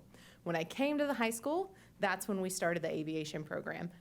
Just like he said earlier about becoming a principal. When I became a principal, I said, hey, there's this really cool curriculum that I know about. I would love to teach it here at the high school. And I invited Paula. She pitched it to our head principal, and he was like, oh, that sounds great. So we started teaching it. And our kids are really excited about it. For this next school year, we're going to have 25 students in Aviation 1, 18 students in Aviation 2. We cap our classes at 25. So if I could teach more hours, we'd probably have more in Aviation 1. I'm also really excited about the change to the curriculum for it to count as a core class. That's going to help us be able to keep students in the program. One of our students in our program, who is going to be a junior this next year, he has a part-time job at the local airport. He got that last year through the program. We went and toured the airport.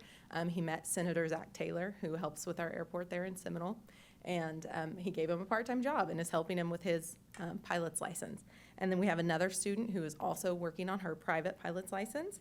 We have 2 students who graduated last year. They took Aviation 1 as seniors because they were just really interested in it. It was the first year we were doing it. Then they graduated. They both have careers in aviation, not the pilot pathway, but just aviation in general. One's going to be a flight attendant, and one works on the civil side for the Air Force. And then we have one other student who is going to Gordon Cooper to begin his A&P license and working through them. So we're really excited to see where our students are going and what they're going to do with this program, and only see it growing. And like Paula said, we are going to continue to increase the UAS pathway for our students. We have several students interested in that. With this grant, we hope to purchase a drone and be able to let our students get hands on that and really see what that's all about, because that industry is just booming right now. With the support from the Oklahoma Aeronautics Commission, none of the things that we have done would have been possible. Everything in the pictures on our slideshow are materials that we were able to purchase with our grant last year, and we are so thankful for that. And does anybody have any questions? All right, thank you. Thank you very much. Next, we have Tri-County Technology Center. Tri-County Tech's Drones and Aviation 11th and 12th grade program that utilizes the AOPA UAS pathway. Staff recommends $10,500. They're represented by Corinza Kester. Good morning. Thank you for the opportunity to be here. Our teacher would be here today, but today's the first day of school, and so obviously it was more important for her to be there than here today, and I can represent that well. So we're excited to open our first drones and aviation program this year. The AOPA curriculum has been part of our curriculum in another program, just a small component of it for the last 3 years, so our teacher's very familiar with that. And because of her excitement about that, and also the growing interest in drones and careers there, we decided to implement that full-time. But the students will also gain and explore many facets of the aviation industry. So the program is designed for juniors and seniors in high school. They come to us from 11 partner schools in our communities. During the first year, the students will learn how to fly drones, understand drone technology, collect data, and explore pathways to various careers and certifications in the aviation industry. Now, due to specific licensing requirements, they can only fly the drones indoors until they get their, the larger ones, they can only fly small drones indoors until they get their license. So we'll be utilizing the Tello EDU indoor drones, and we also have 10 free Civil Air Patrol flight simulators that the students can use to kind of experience the outdoor flight conditions as well. The entire first year, the students will be working towards their FAA Part 107 unmanned pilot license in hopes that they get that license by the time they get ready to start their second year. And then once that happens, they can fly outdoors, and all of the students are going to gain hands-on experience in drone applications such as photography, videography, 3D modeling, and thermal imaging. The second-year students are also going to collaborate with our computer network and repair students with the Tello Talent drones and learn how to code those with the goal of being able to promote or provide programmed and choreographed flights and light shows. We currently have 15 students enrolled in the program with an eventual capacity of 36. We also conduct annual STEAM camps in the summer for children in grades 3 through 9. And this past year, we had 77 students that selected drones and aviation as their area of interest in the camps. We plan to include those drones and aviation concepts every year in those summer camps as well. One of our students, Logan, is the second-year student in the program this year. Last year, he got his Part 107 pilot license, and he's working with the EAA Young Eagle Scholars to get his pilot license, get his flight hours this year as his capstone. So we're excited about that opportunity for him. We just thank you guys for the opportunities. Any questions? Are you guys doing anything in terms of actual pilot training? So the pilot training, Non-drone? Bartlesville Public Schools and Pawhuska Public Schools, who you just heard from, are doing the pilot portion. We're doing the drone portion right now with the hopes of, at some point, if there's enough interest, we don't want to compete with our partner schools. We want to be a partner to them. And so if the students can't get their full 4 years because it's elective credit right now, then hopefully they could come to us and finish those. But we'll certainly work with them towards that pilot license. There's not much difference in the actual 107 and the pilot license. There's one extra component from that. It's not on the drone test. So. But there's the in-seat And the, yeah, flying. right, yeah, they've got the flight. Yeah. And this serves 15 students. 15 students this year. It's brand new. We only have a capacity of 36 total, and so we didn't want to fill it all the way full this year because then we couldn't take any new students next year. So we half the capacity this time. Any other questions? Jerry, we're going to start the pilot portion of it. That's our next step to do out there at the airport. Right. And also, we're looking at the aviation maintenance as well. Yeah. Awesome. Yeah. Because we took them on a tour Mhm. of Tulsa Tech on what they're doing there. And so that's part of our thing And too. our for the teacher NP. actually did an externship through Career Tech this year, and she went to Phoenix Rising, which is a maintenance program at our airport. And so she's super excited about the possibilities, and they're obviously excited about having a potential program close that they're turning away jobs right now, or turning away work. All right. Yeah. Any other This is just the start of our plans in Bartlesville. Okay. Any other questions? Okay, Awesome. thank you. Thank you very much. Thank you, Ms. Kester. Next, we have Weatherford Public Schools Eagle Aviation Program K through 12. Will implement the high school curriculum, AOPA, and PLTW curriculum. Elementary students will also be involved. We recommend a $12,500 grant award, and they're represented by Doug Gunselman. Good morning. My name is Doug Gunselman. I'm the curriculum director at Weatherford Public Schools. I have Ronnie Fleming, who'll be teaching our aviation classes this year. First off, I just want to thank Ms. Keedy. She's been awesome in giving us so much information and trying to expand these programs out to Western Oklahoma. And we're really excited to get this started at Weatherford. We currently have actually 72 students as of this morning that are enrolled in 3 classes, in 3 afternoon classes. I tried to get Ronnie full-time, but when you take what he's doing now with air evac versus a teacher salary, it's not really comparable right now, so we got him at least part-time. But our goal is to have a full schedule of aviation classes next year. We're planning on hosting an Aviation Day for Western Oklahoma schools on September 15th at the Tom Stafford Air and Space Museum. And one of my goals for Western Oklahoma is just to kind of be for Weatherford to be a hub for these Western Oklahoma schools to be able to come to our community and come to our museum that we're very proud of and have these aviation days to be able to, again, help Paula in expanding these programs out to far Western Oklahoma. So we'll be having that on September 15th and working in collaboration with the museum and also with Southwestern Oklahoma State University and putting that on for some of our schools in Western Oklahoma. Our teacher model this year is going to be a co-teacher model in that we will have another teacher who does not have aviation experience working with Ronnie to learn about aviation and learn about the class. And then our plan next year is to move that teacher into Aviation 1 and then Ronnie into Aviation 2 next year, and then just continue to expand the program where it's all 4 levels. Again, we're working closely with SWASU. I know they're implementing new programs as well in their engineering department, and we're working with them and trying to make this a program where a student in Weatherford can start in pre-K and learn about aviation all the way up through high school, and then have many opportunities in aviation that could be at Southwestern or other places within the state of Oklahoma. This summer, at the end of June, we were able to get all of our teachers and principals together to just look at our curriculum maps. And our overall theme is we want to make aviation our STEM curriculum.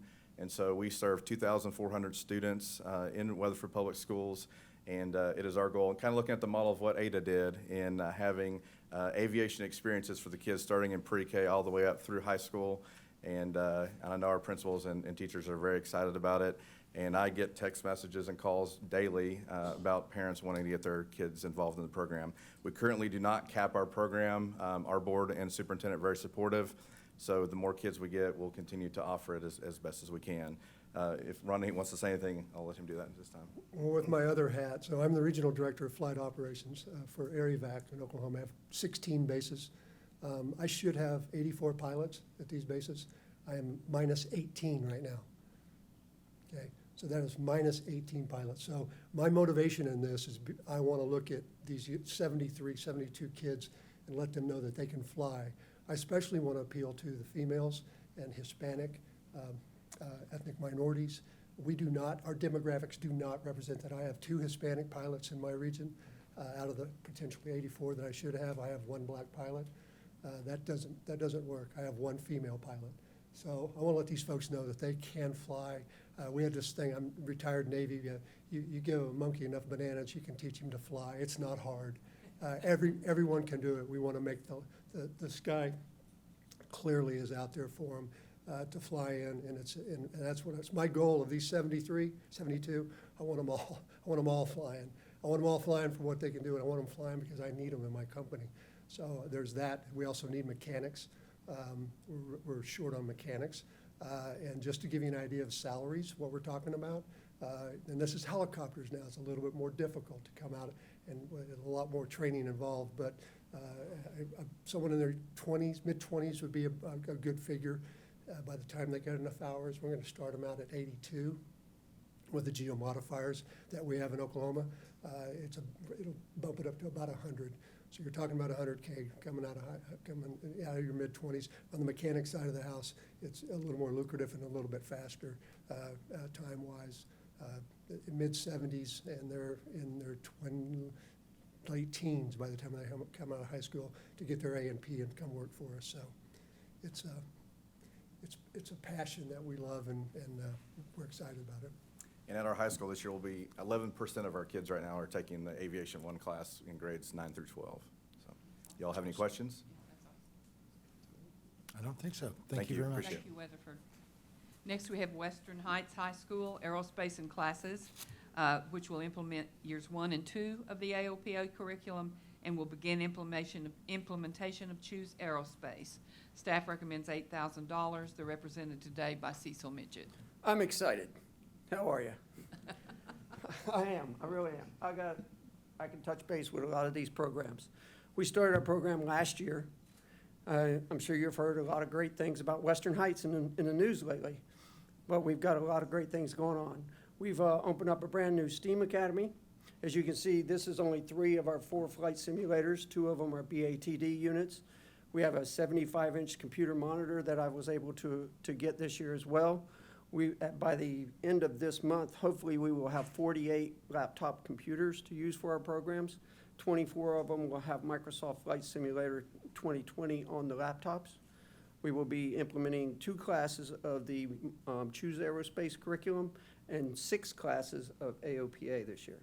That's what we're hoping to fill up. I don't have the numbers yet, what we have, but that's what we're shooting for. I'm excited to say we have a graduate from Southeast Oklahoma State that went to Ada High School. He did not go through their aviation program, but he is a commercial airline pilot, and we hired him on to become our new aviation instructor. I will be teaching the airframe and propulsion maintenance. I'm a retired electronics technician from the Navy. And so we have a lot of wonderful things going on at Western Heights that people don't see. You've heard a lot of bad things about us, but we do have a lot of good things going on. And so I'm just really excited. I want to thank Paula for everything she's done. Thank you for everything that you've done and that you could possibly do for our program. And you're going to see, I'm not going to stop. I don't ever tell people what I want to do. I tell people what I'm going to do. And that's the way I am.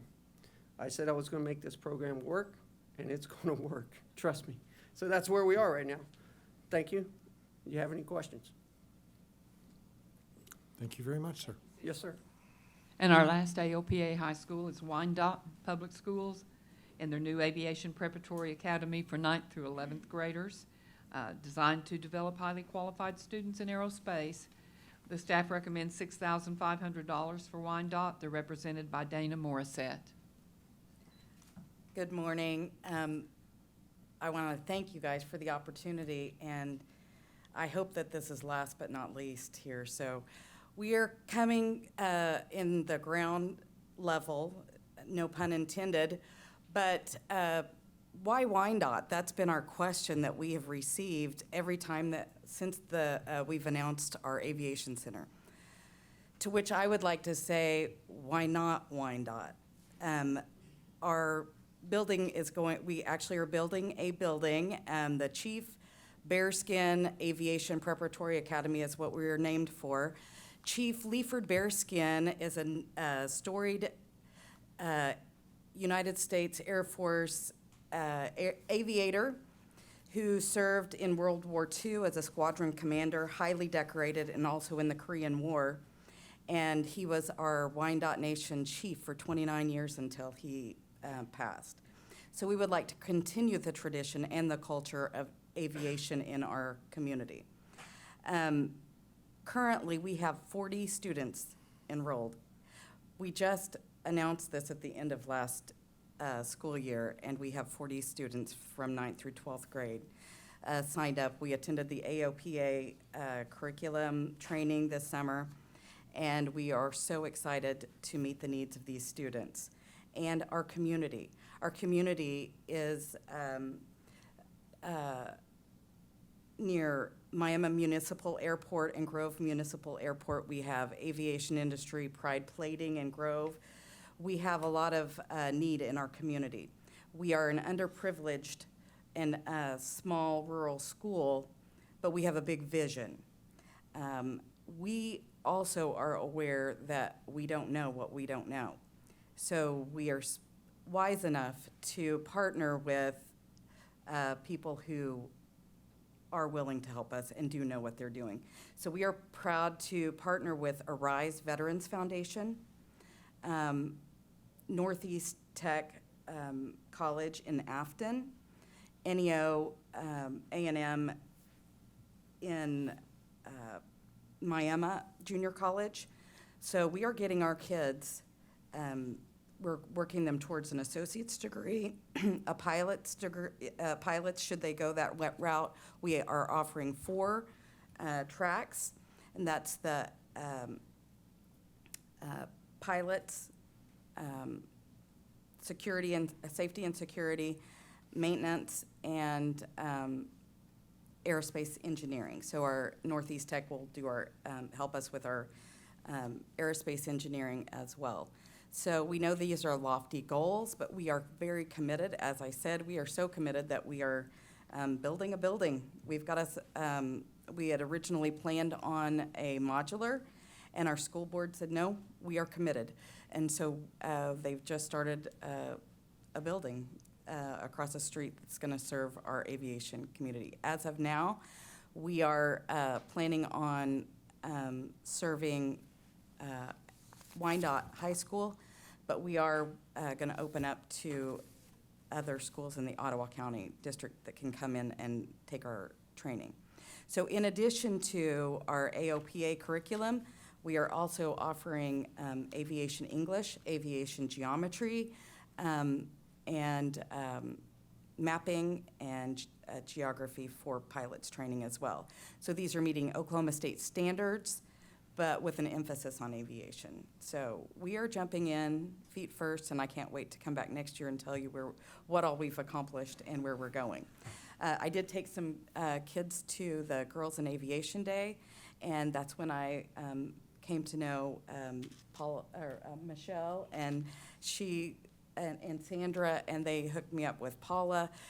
And what I'm amazed at is that when you put yourself out there, people just flock to you with information and resources, and we will take every single one of them and utilize them. So we do have 25 students in 8th grade also ready to sign up and are aligning their schedules so that they can be ahead of the ball game and heading into the aviation careers as well. So, Do we have questions? Thank you very much. All right, thank you. Dana. Mr. Chairman, that concludes the group of applicants that are AOPA high schools. You can see why I'm excited every month when we have a meeting. These You've are been wonderful. working overtime, Paul. Well, I have, yes. Are there any items on this consent docket that we need to consider separately?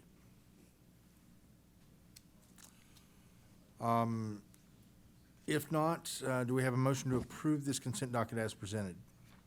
I move to approve. Do we have a second? Can you call the roll, please? Certainly. Commissioner Conway. Aye. Commissioner Ortega. Aye. Commissioner Ritz. Aye. Commissioner Rainey. Aye. Chairman Hunter. Aye. As we move forward, we have 4 more sections or groups of these. So I would ask that you keep your comments as brief as possible, your commentary. We have vetted every single one of these candidates. The commission staff has vetted each of these. So you don't need to do a sales presentation that lasts 5 minutes. If we do that, we'll be here until 4 o'clock. All right, let's move on to the next group, Paul. Necessarily AOPA high schools. The first is Atoka Elementary. Staff recommends $2,122 for Atoka taking flight. They're represented today by Geraldine Southern. Good morning. As the STEM coordinator for Atoka Elementary, I want to thank you for this opportunity to continue our Taking Flight program. This grant allows us to reach 450 students and provide an elementary foundation for all of our middle school and high school aviation programs through hands-on activities and demonstrations. We appreciate our partnership with the OAC. We are grateful for the chance to collaborate with the aerospace community. We couldn't do what we do without the OAC, FAA, NASA, Southeastern Oklahoma University, and Choctaw Nation. This year, we will also have the chance to partner with Boeing. We thank you for your support, and a special thank you to Paula and Michelle for making this so easy to apply. Thank you. Pleasure. Any questions? If not, thank you very much. Thank you, Geraldine.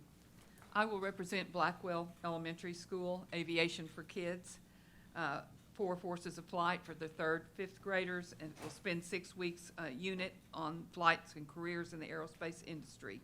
The staff recommends $3,000 for Blackwell Elementary.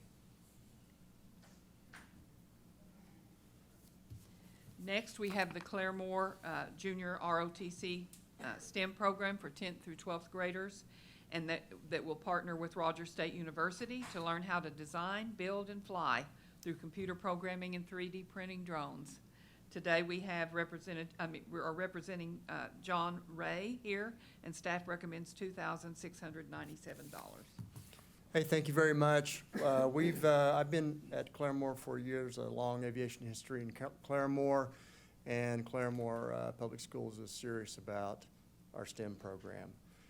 Being there a year, we bought a lot of toy drones, awesome, but we want to professionalize the program. We're looking to get courseware for the Part 107 program and get certification so they can take that with them, and also to get better drones that not only can fly, that can teach the flying, but also the photography and videography. And this grant will greatly help that professionalization. And we feel like we can serve every student we have in junior ROTC, and that's upwards of 100. And so thank you very much for what you guys do. standing by for questions.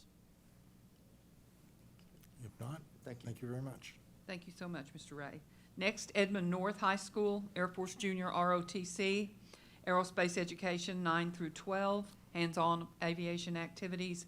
Staff recommends $3,000 for Edmond North High School. They're represented by Roy Martos. I first want to say, on behalf of the cadre and the instructor and the students, thank you for the grant that we received last year.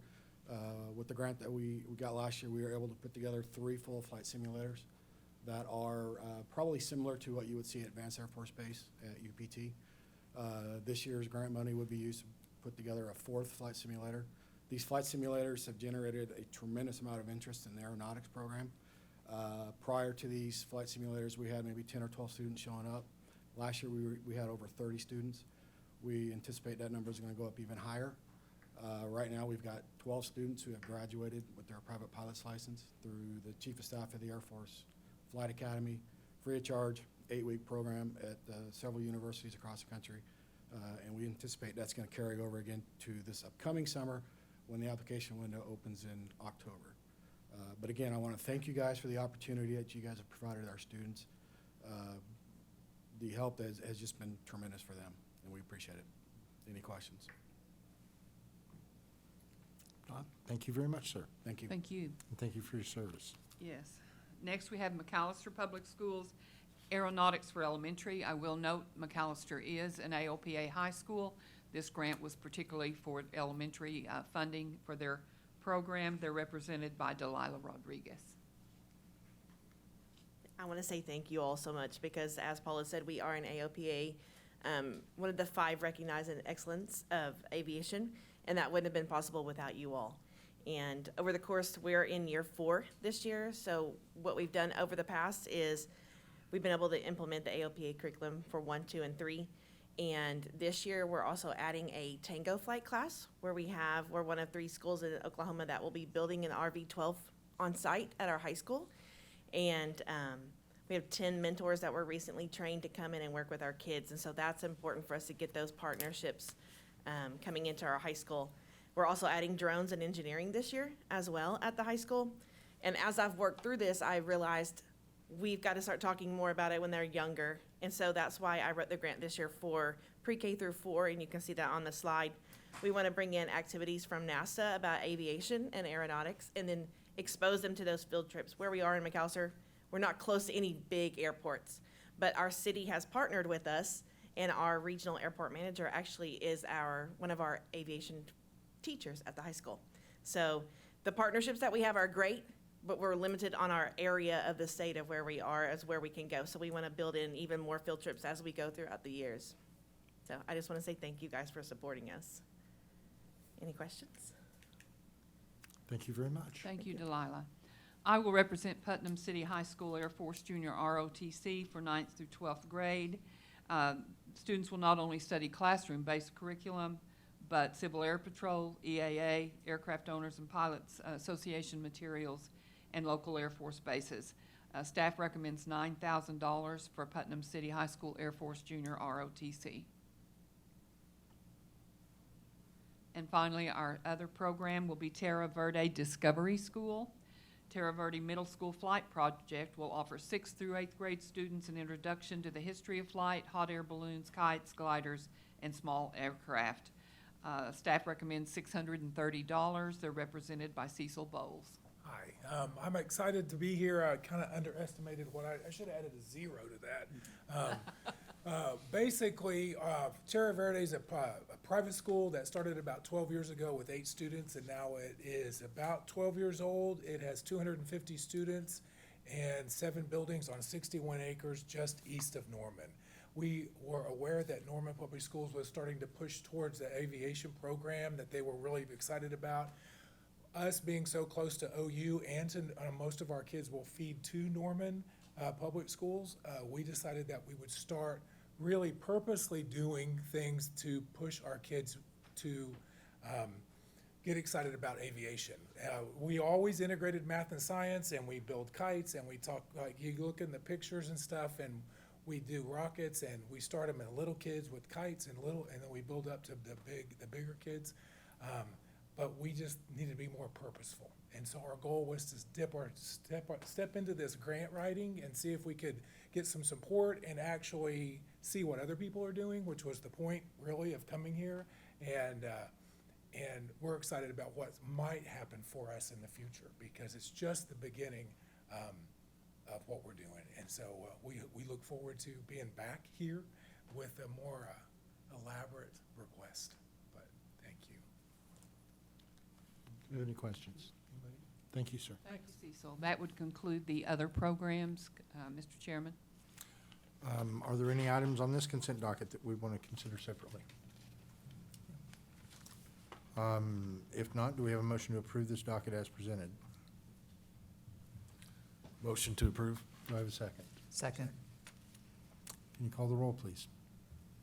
Commissioner Conway, Aye. Commissioner Ortega, Aye. Commissioner Ritz, Aye. Commissioner Rainey, Aye. Chairman Hunter. Aye. We passed that one. Next up, Paula. The next group would be for special camps and workshops. The first entity would be Cameron University, represented by Dr. Ann Nally. This is a long-standing grant program, Aerospace Engineering and Math Summer Academy for 6th to 8th grade girls. Commissioners, I'd like to get, first of all, thank you for your past support for partial funding for my summer academy for our middle school girls. I write at least 25 grant proposals each year to fund all the other activities I do, including academies for high school students. This summer, I completed 30 academies, including 12 of these, which were aerospace engineering and applied mathematics for middle school girls. The reason I chose middle school girls is because when they stopped the program for astronauts, I was afraid that young women would lose interest in going into STEM careers, and I believe that was a driving force for them to go into STEM careers. My academies are designed not only to introduce the young women to the physics of flight, to give them the encouragement to go on to college. So I believe it's really important for them to have a college atmosphere. So I bring them on campus, they live in the dorm, they do all the things, and I have mentors, which are my college students who work with them. And I can brag now because it's been in place long enough. This was my 12th academy. I've had 6 girls who are pilots, and almost every single one of them have gone on to college, many of them into aeronautics engineering.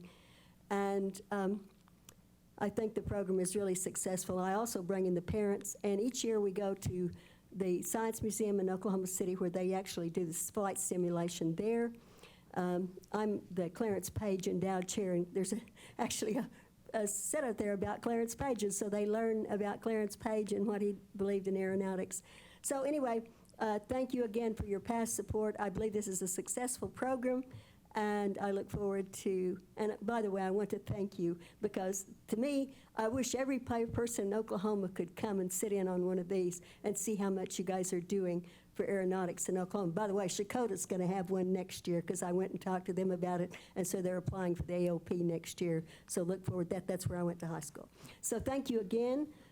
You're doing so much for, I think Oklahoma should get the Gold Star Award for their promotion of aeronautics in Oklahoma, and I go around and tell everybody that. So thank you again. It's a real pleasure having the support in the past. If I can't, this year I'm supposed to have only 12 students, but I had 14 because I can't say no. I just sell another cow. So anyway, I'm making it work, and I hope you guys will continue this support, because I think all of that you're doing is just absolutely tremendous. Thank you so much. Thank you. Dr. Nally. Staff recommends $2,140 for that.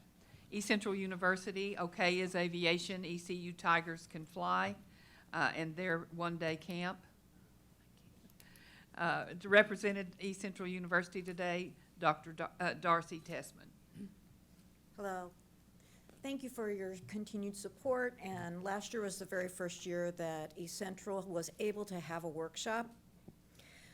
Our plans, our plans are small but mighty.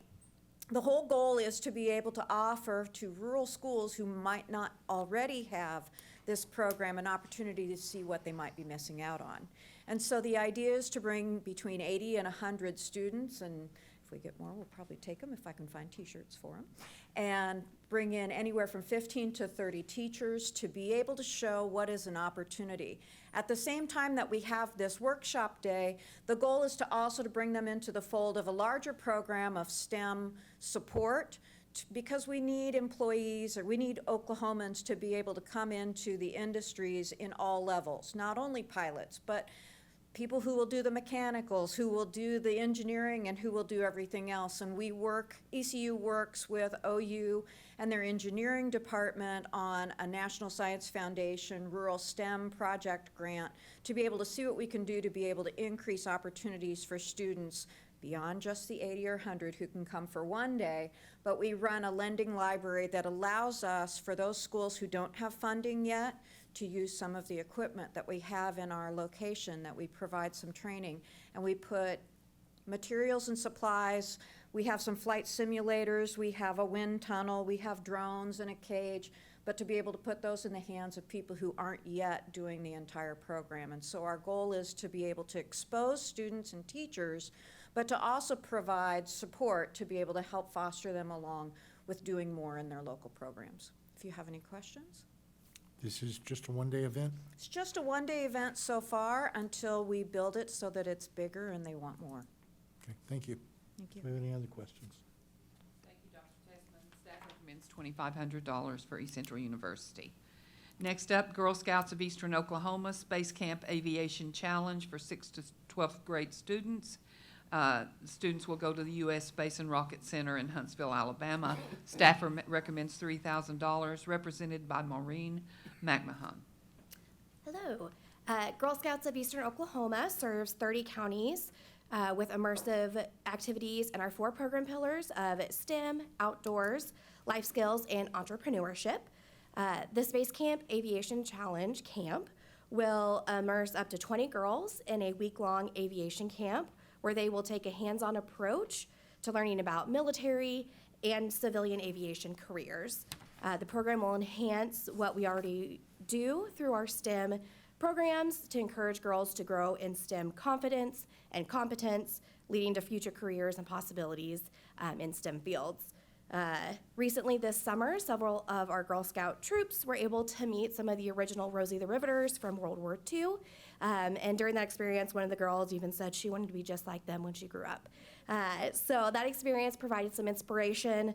The Space Camp Aviation Challenge will help provide hands-on experiences that will hope to lead to confidence. So the funds that we are requesting will help us to subsidize a portion of the program costs so we can increase the accessibility to girls of all backgrounds to attend. How many girls are served with this? For this specifically, we want to take 20 girls. Okay, thank you. Do we have any other questions? Thank you very much. Thank you. Thank you, Jamie. Next, we have Gordon Cooper Technology Center Aerospace Summer Camp for 4th to 6th graders. Week-long summer camp offered in Shawnee, represented today by Jamie Crouch. Staff recommends $3,000. Hello, thank you. For the past 2 summers, Gordon Cooper has hosted an aviation summer camp for 4th through 6th graders on our aviation campus near Shawnee Airport. With continued support from the commission and other partners, we plan to continue that for a 3rd summer.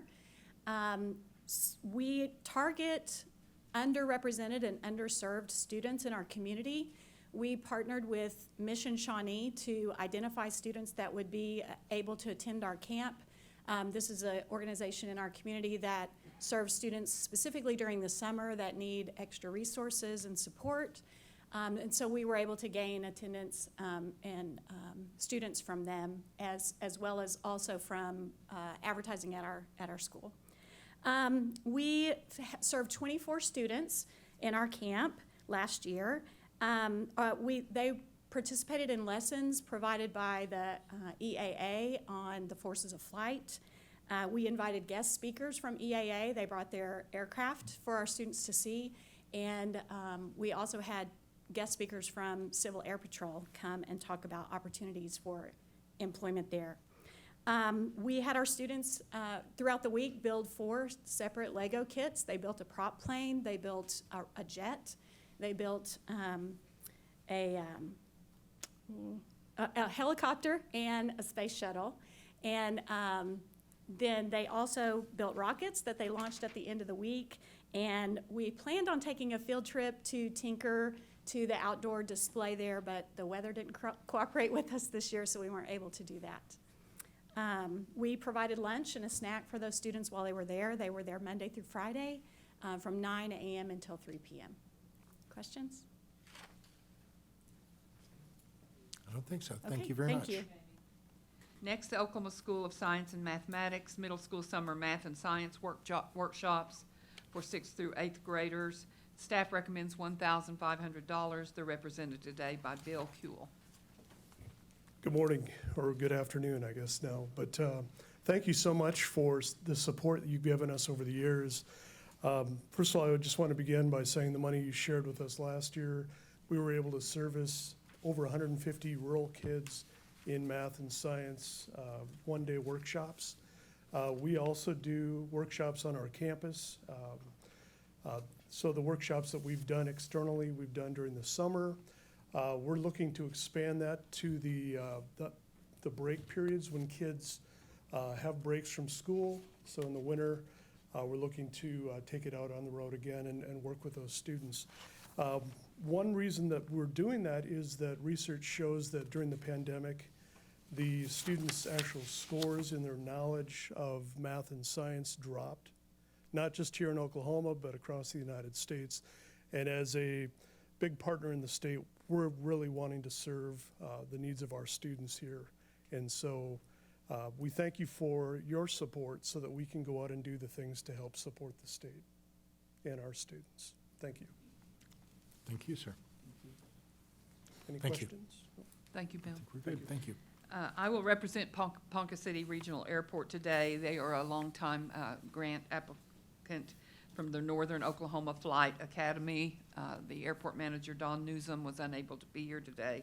The staff recommends $8,500 for their regular camp, and I will be glad to answer any questions. Do any of our commissioners have any questions on this? All right, thank you. Thank you. Next is Southeastern Oklahoma State University. Southeastern University, again, will offer its week-long Take Flight Camp. Staff recommends $9,000. Southeastern is represented today by Elizabeth Resch. Thank you very much for this opportunity. We have been doing this camp now for several years. This has been my, I believe, 4th year involved in it and 6th year running. We offer a week-long camp. We serve approximately 25 students every year, giving them hands-on activities and opportunities to get involved in aviation and aerospace, the careers available to them, as well as we do our very best to get them a discovery flight with one of our flight instructors during the week. This camp does have a track record of success. We currently have 5 students in our professional pilot program at Southeastern that have come out of this camp to decide to pursue careers in aviation. Thank you. How many students are served here? About 25. All right, thank you. Any other questions? Thanks. Thank you. Thank you, Elizabeth. And finally, the University of Oklahoma Sooner Flight Academy and its summer camp, again, that we have served them for many, many years. We recommend $42,000 for University of Oklahoma Sooner Flight. They're represented by Director Eric Wydra. Good afternoon.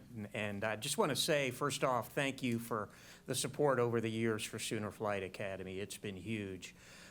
This last year has been especially busy. It looks like we're coming off the COVID malaise. Our summer camp had over 350 students. And I would point out that 100 of those students wouldn't have been able to attend without the support from y'all.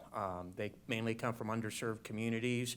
And because of your support, as low as age 8, they actually get an airplane flight. And of course, if they come back each year, they progress even further. So that's really neat. Same thing with our internship program, which we open up for our high school students, age 16 and above. That would not be possible without your support. They not only get to have the camp experience, they get to learn the other side of it too. I just wanted to share with you real quick our expansion plans for next year because of the demand. We're looking at least 400 to 500 for next year's summer camp, and one thing we saw a huge demand for last spring was our day camps during the academic year. We're looking at, in the next academic year, reaching out to another 500, up to another 500 students.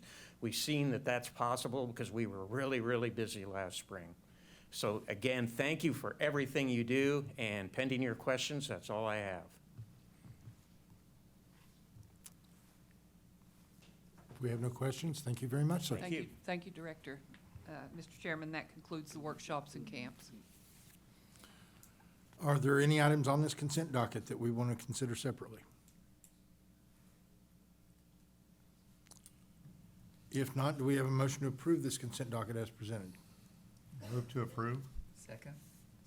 Can we call the roll, please? Commissioner Conway. Aye. Commissioner Ortega. Aye. Commissioner Ritz. Aye. Commissioner Rainey. Aye. Chairman Hunter. Aye.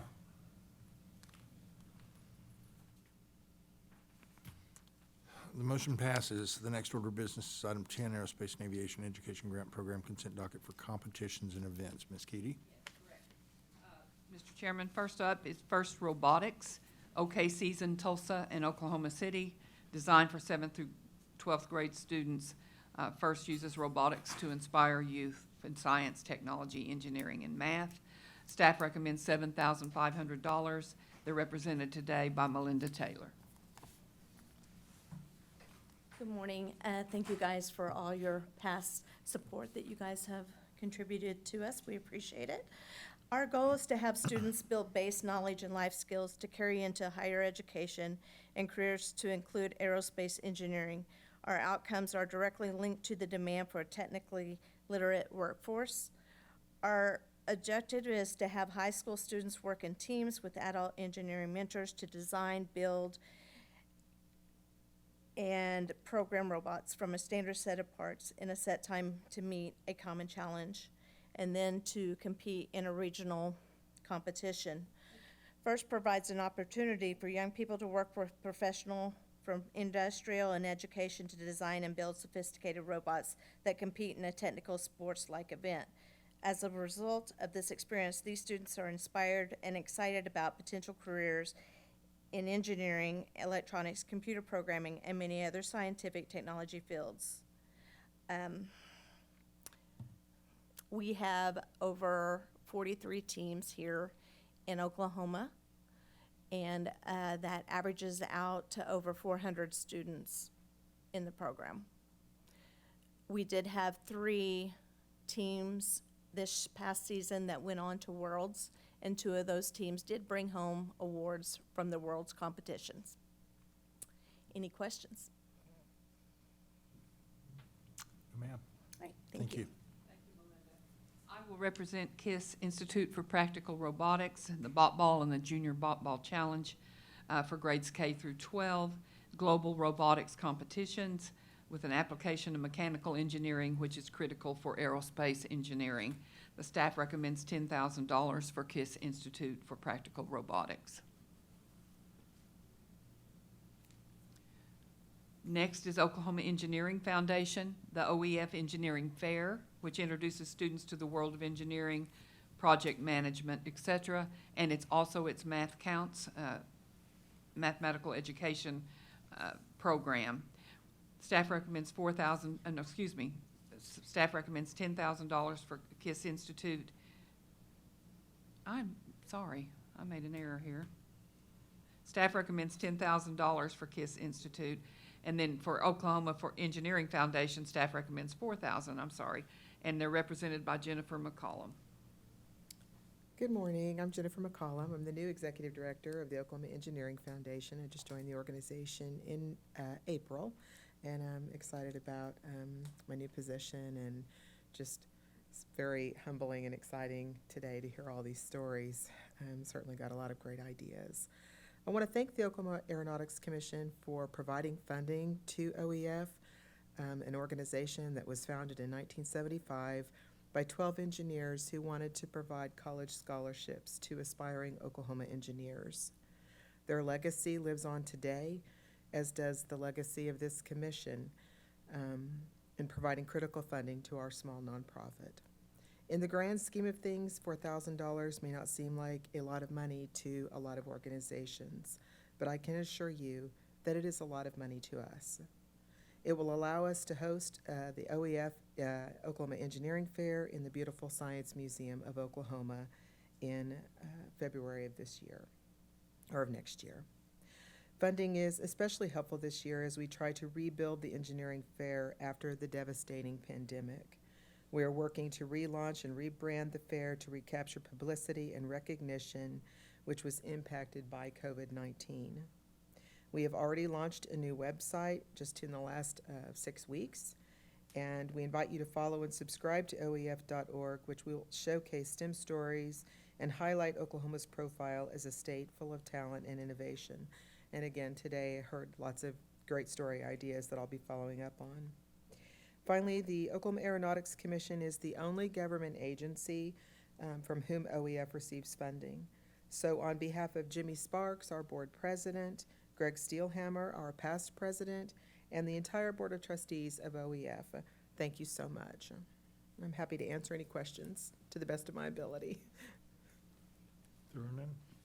Thank you very much. Thank you, Jennifer. Next is the Oklahoma Science and Engineering Foundation, the first LEGO League, which will be offered to teams of up to 10 students ages 9 through 14. The staff recommends $5,000, and they're represented today by Scott Taylor. Hello. I'll try and make this short. We've been doing this for about 14 years now, and we cast a fairly wide net. First LEGO League is not just about Legos, it's about the application of the lessons that these students learn in the classroom. It doesn't mean a lot to just do math for math's sakes. It really helps them frame that up and apply what they learned in the classroom so that they want to learn more, because then they can see how they can use it. We expect to hit about 2,000 students this season.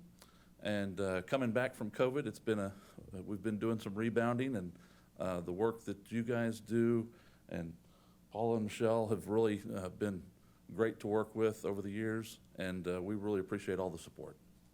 Thank you very much. Thank you. Thank you, Scott.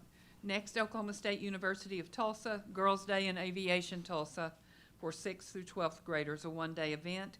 Staff recommends $2,500, represented today by Dr. Mallory Casebolt.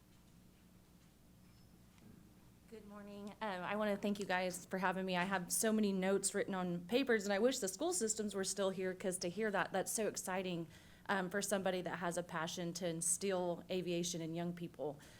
So the Girls' Day in Aviation, we did an event last year, and we were lucky enough to have some OAC peeps in the house. We had Sandra and Michelle came.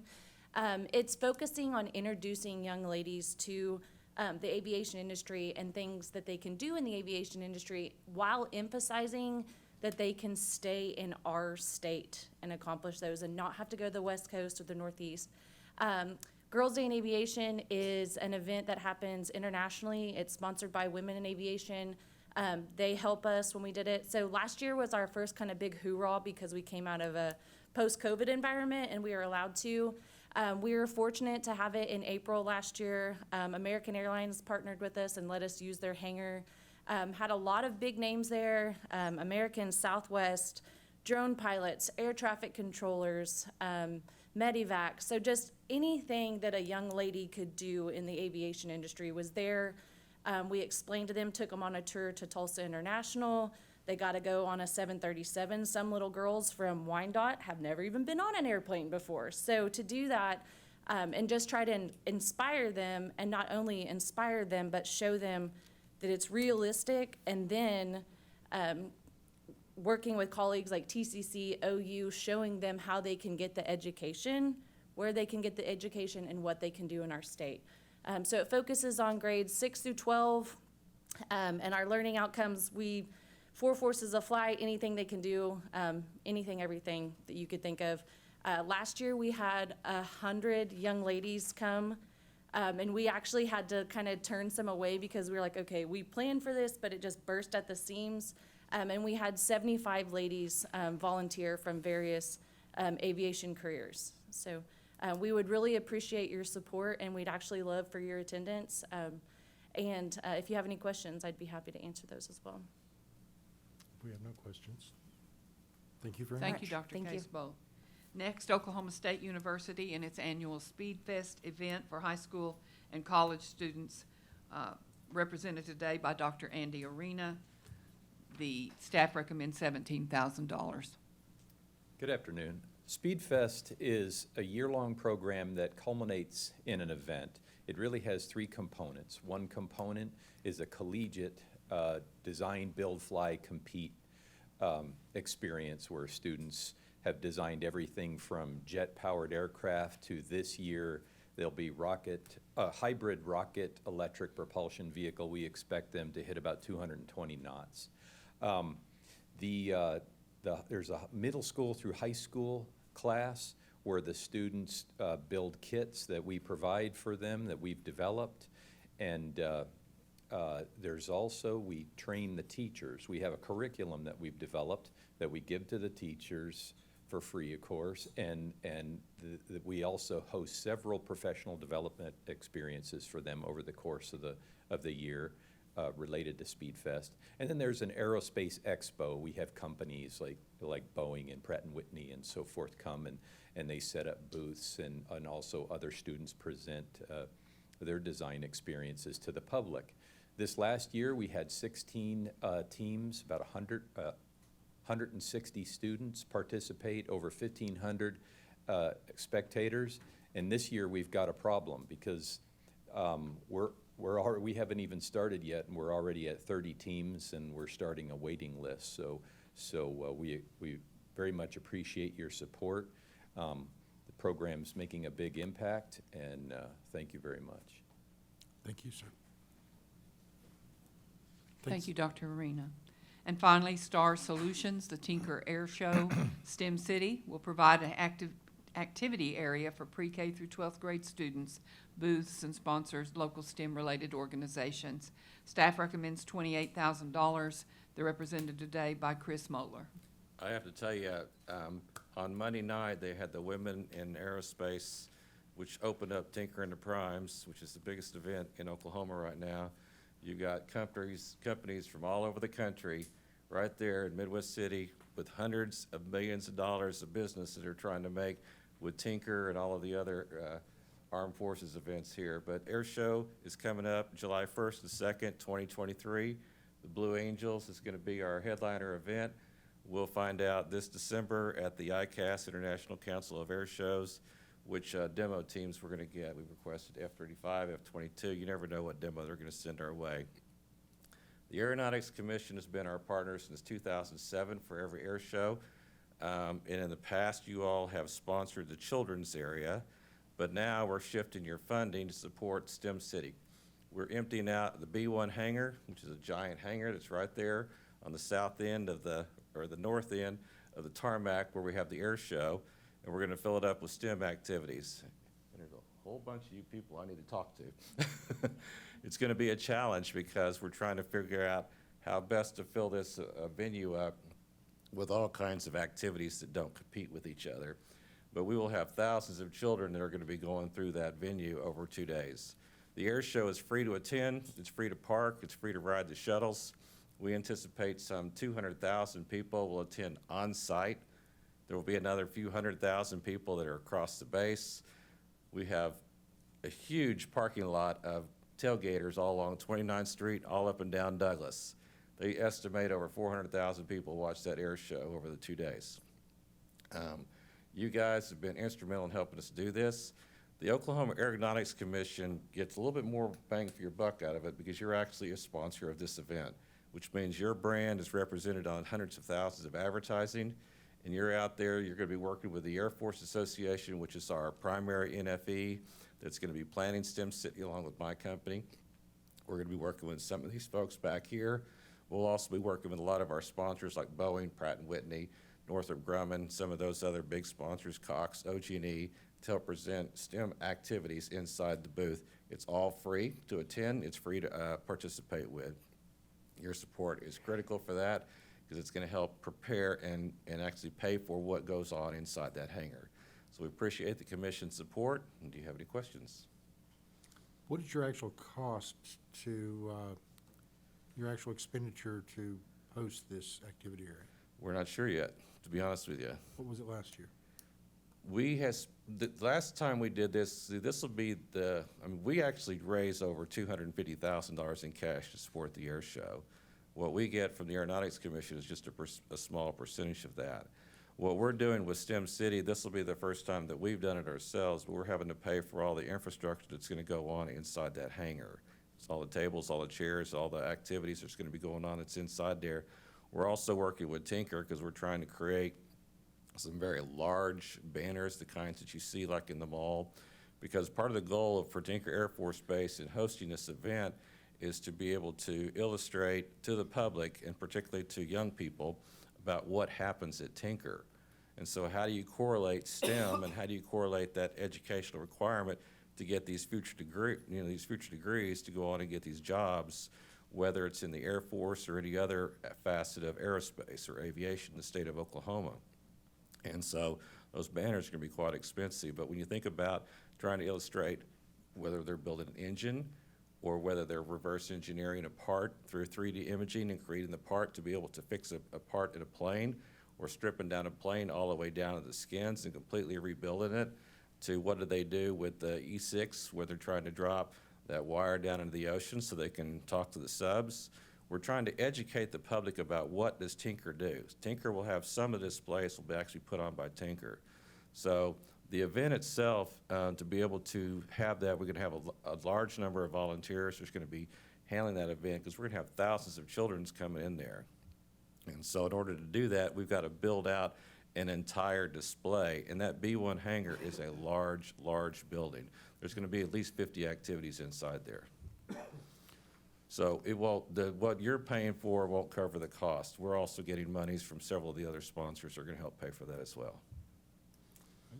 Do we have any other questions? Thank you very much. Thank you, sir. Mr. Chairman, that ends the events category. Are there any items on this consent docket that we want to consider separately? If not, do we have a motion to approve this consent docket as presented? Move approval. Second? Second. Can we call the roll, please? Commissioner Conway. Aye. Commissioner Ortega. Aye. Commissioner Ritz. Aye. Commissioner Rainey. Aye. Chairman Hunter. Aye.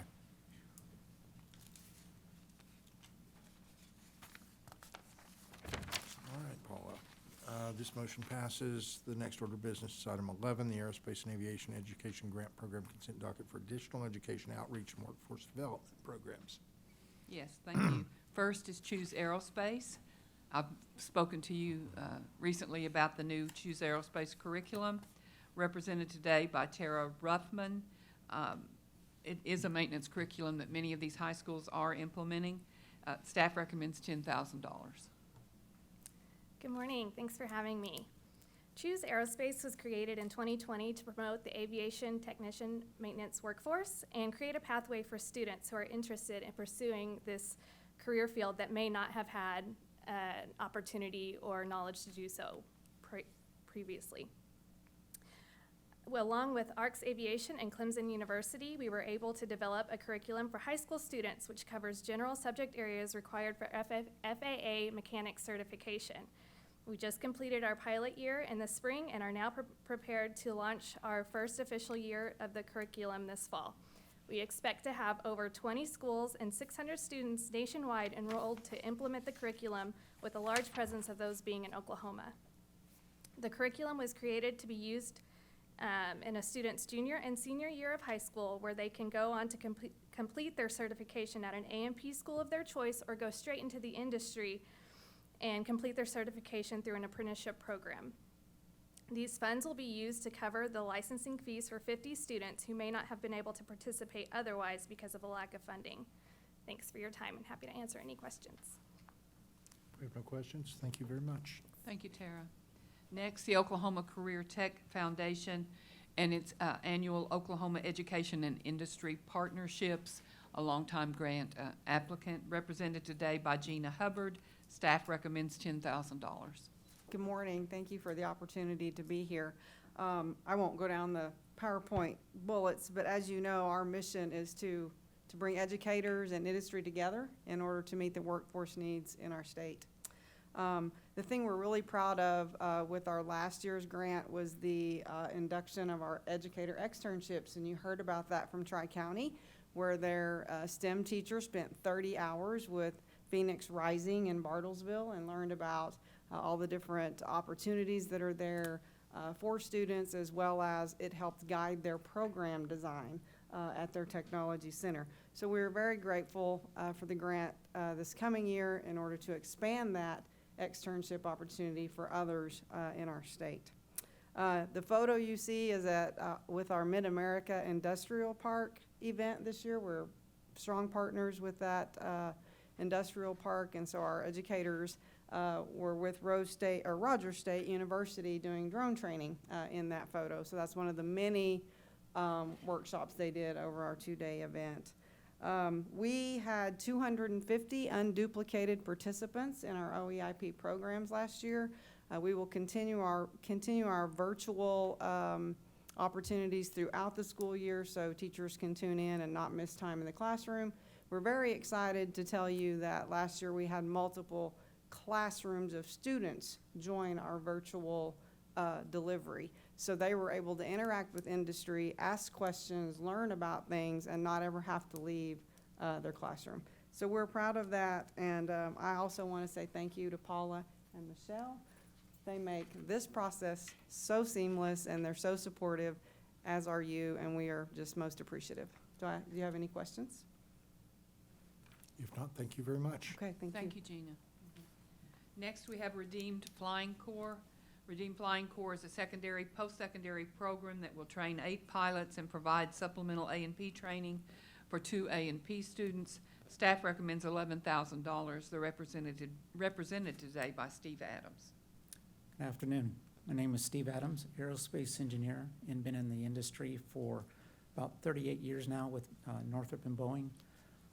I was one of those kids, started flying when I was 10, got soloed on my 16th birthday, got my license the day after my 17th birthday, so it's fun being here.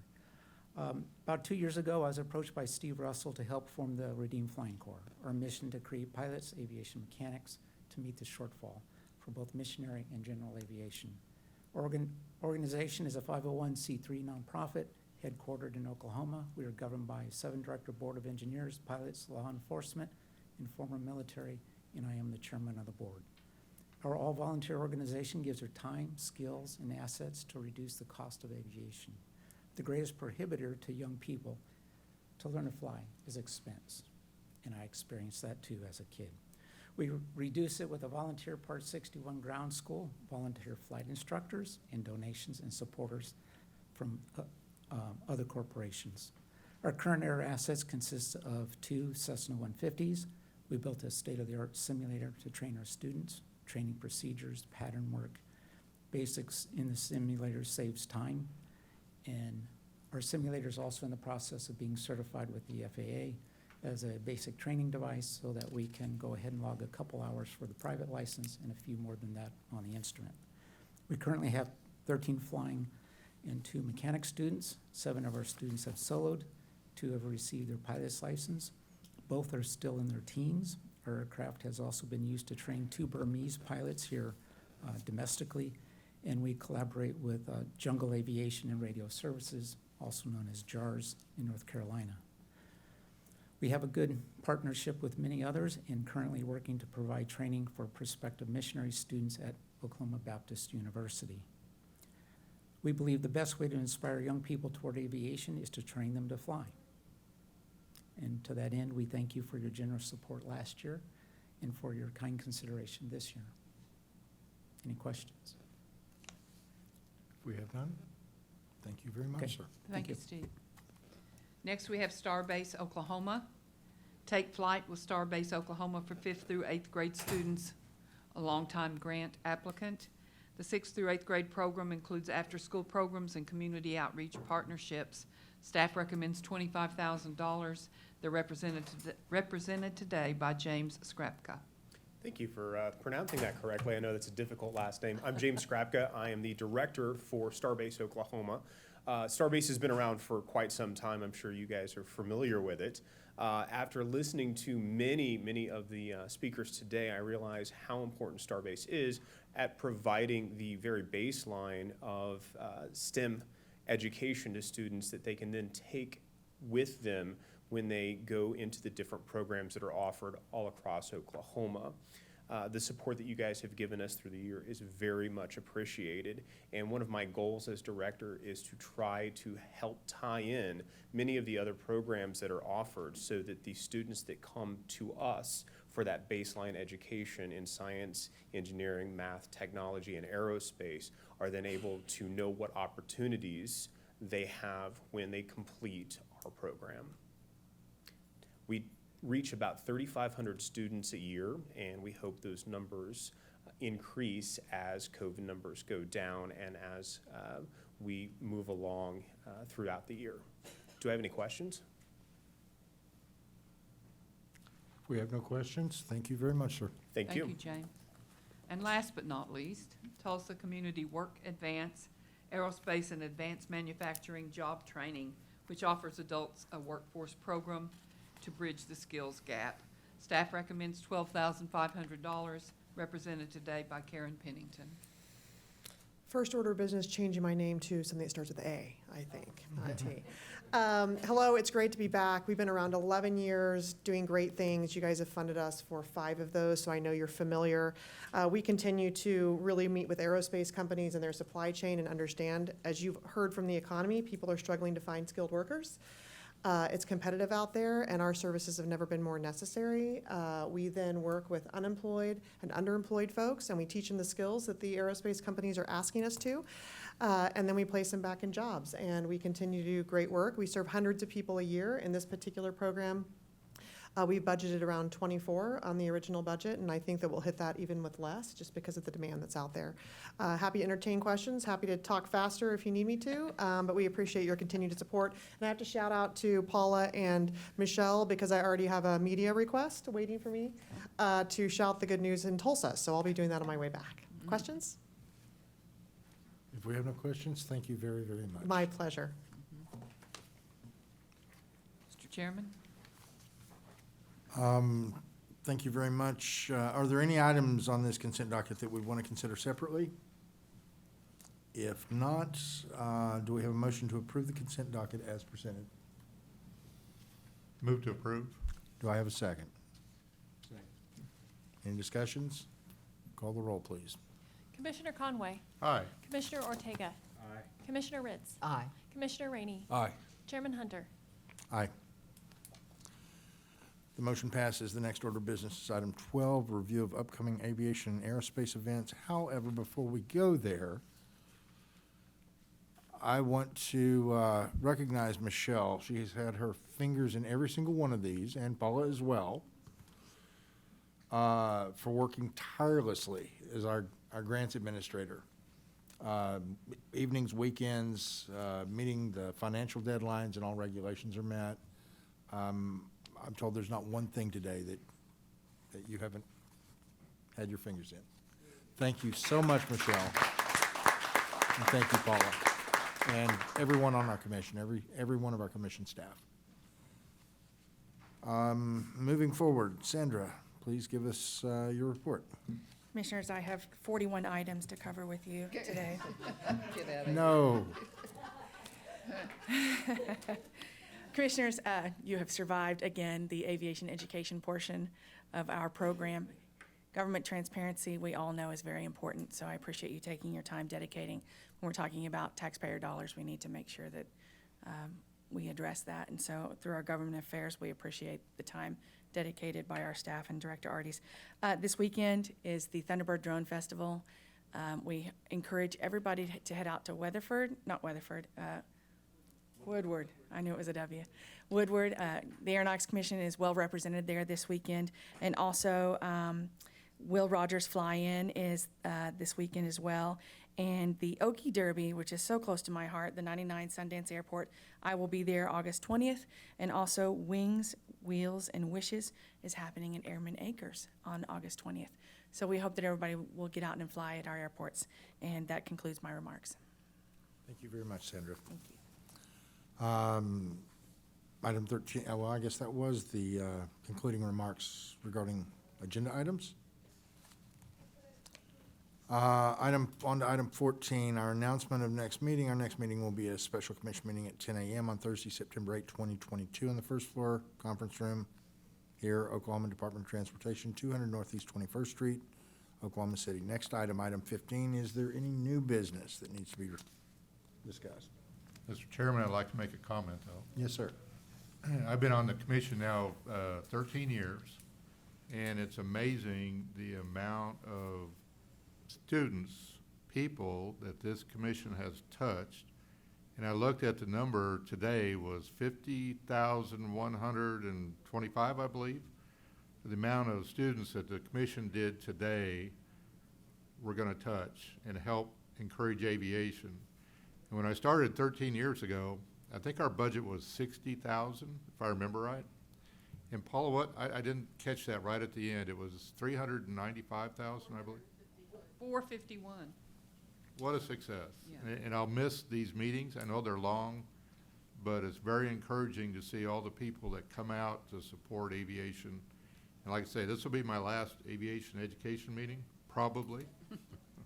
So who knows what comes in the future, but I commend Michelle and Paula and all the staff on the Aeronautics Commission that work hard to make this happen. I know it takes many, many hours, but thank you very much. Thank you.